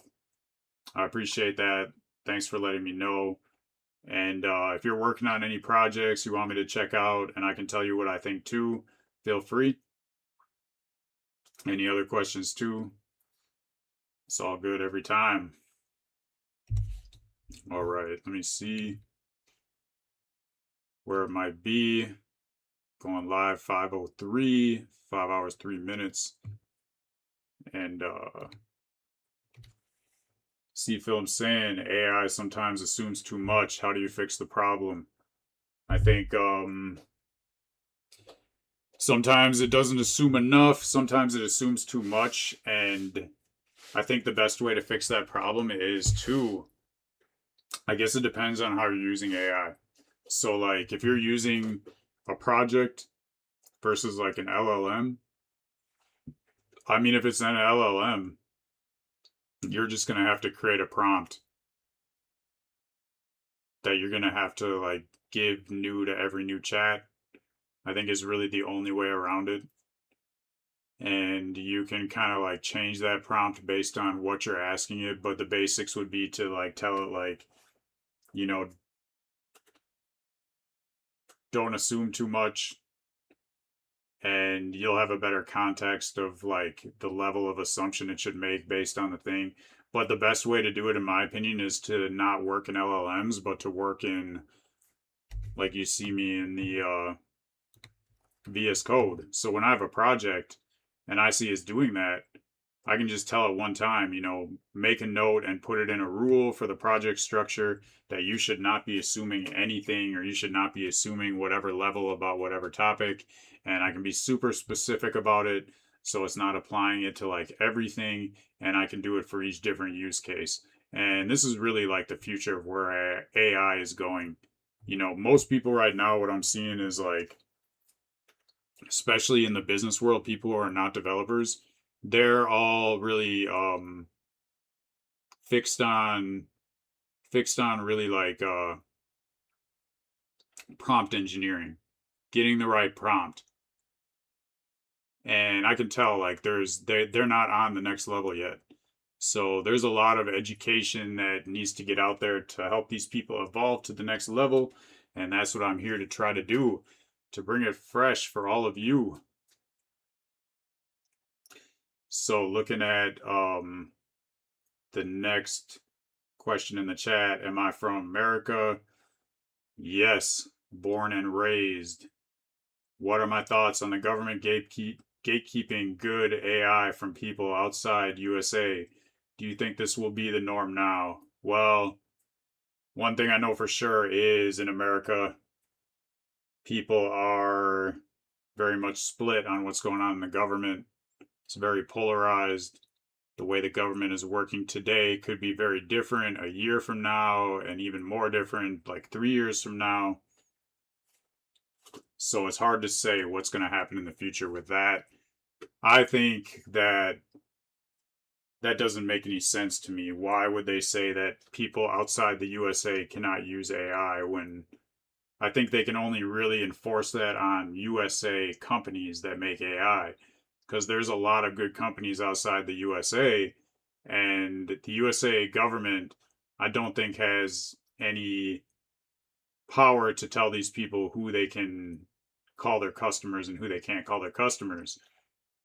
And another thing I believe in tech is that lots of big tech trends that have come along in my lifetime have been banned by one government or another. And all that does is make it stronger. Technology is going to keep getting better. People are going to keep using it. People are going to keep finding value. I don't know the exact reasons why it was banned, but that doesn't make sense. Like, only people in the USA can use it. All that's doing is just, if, in my opinion, if they really want to make the USA the best, then they shouldn't restrict it.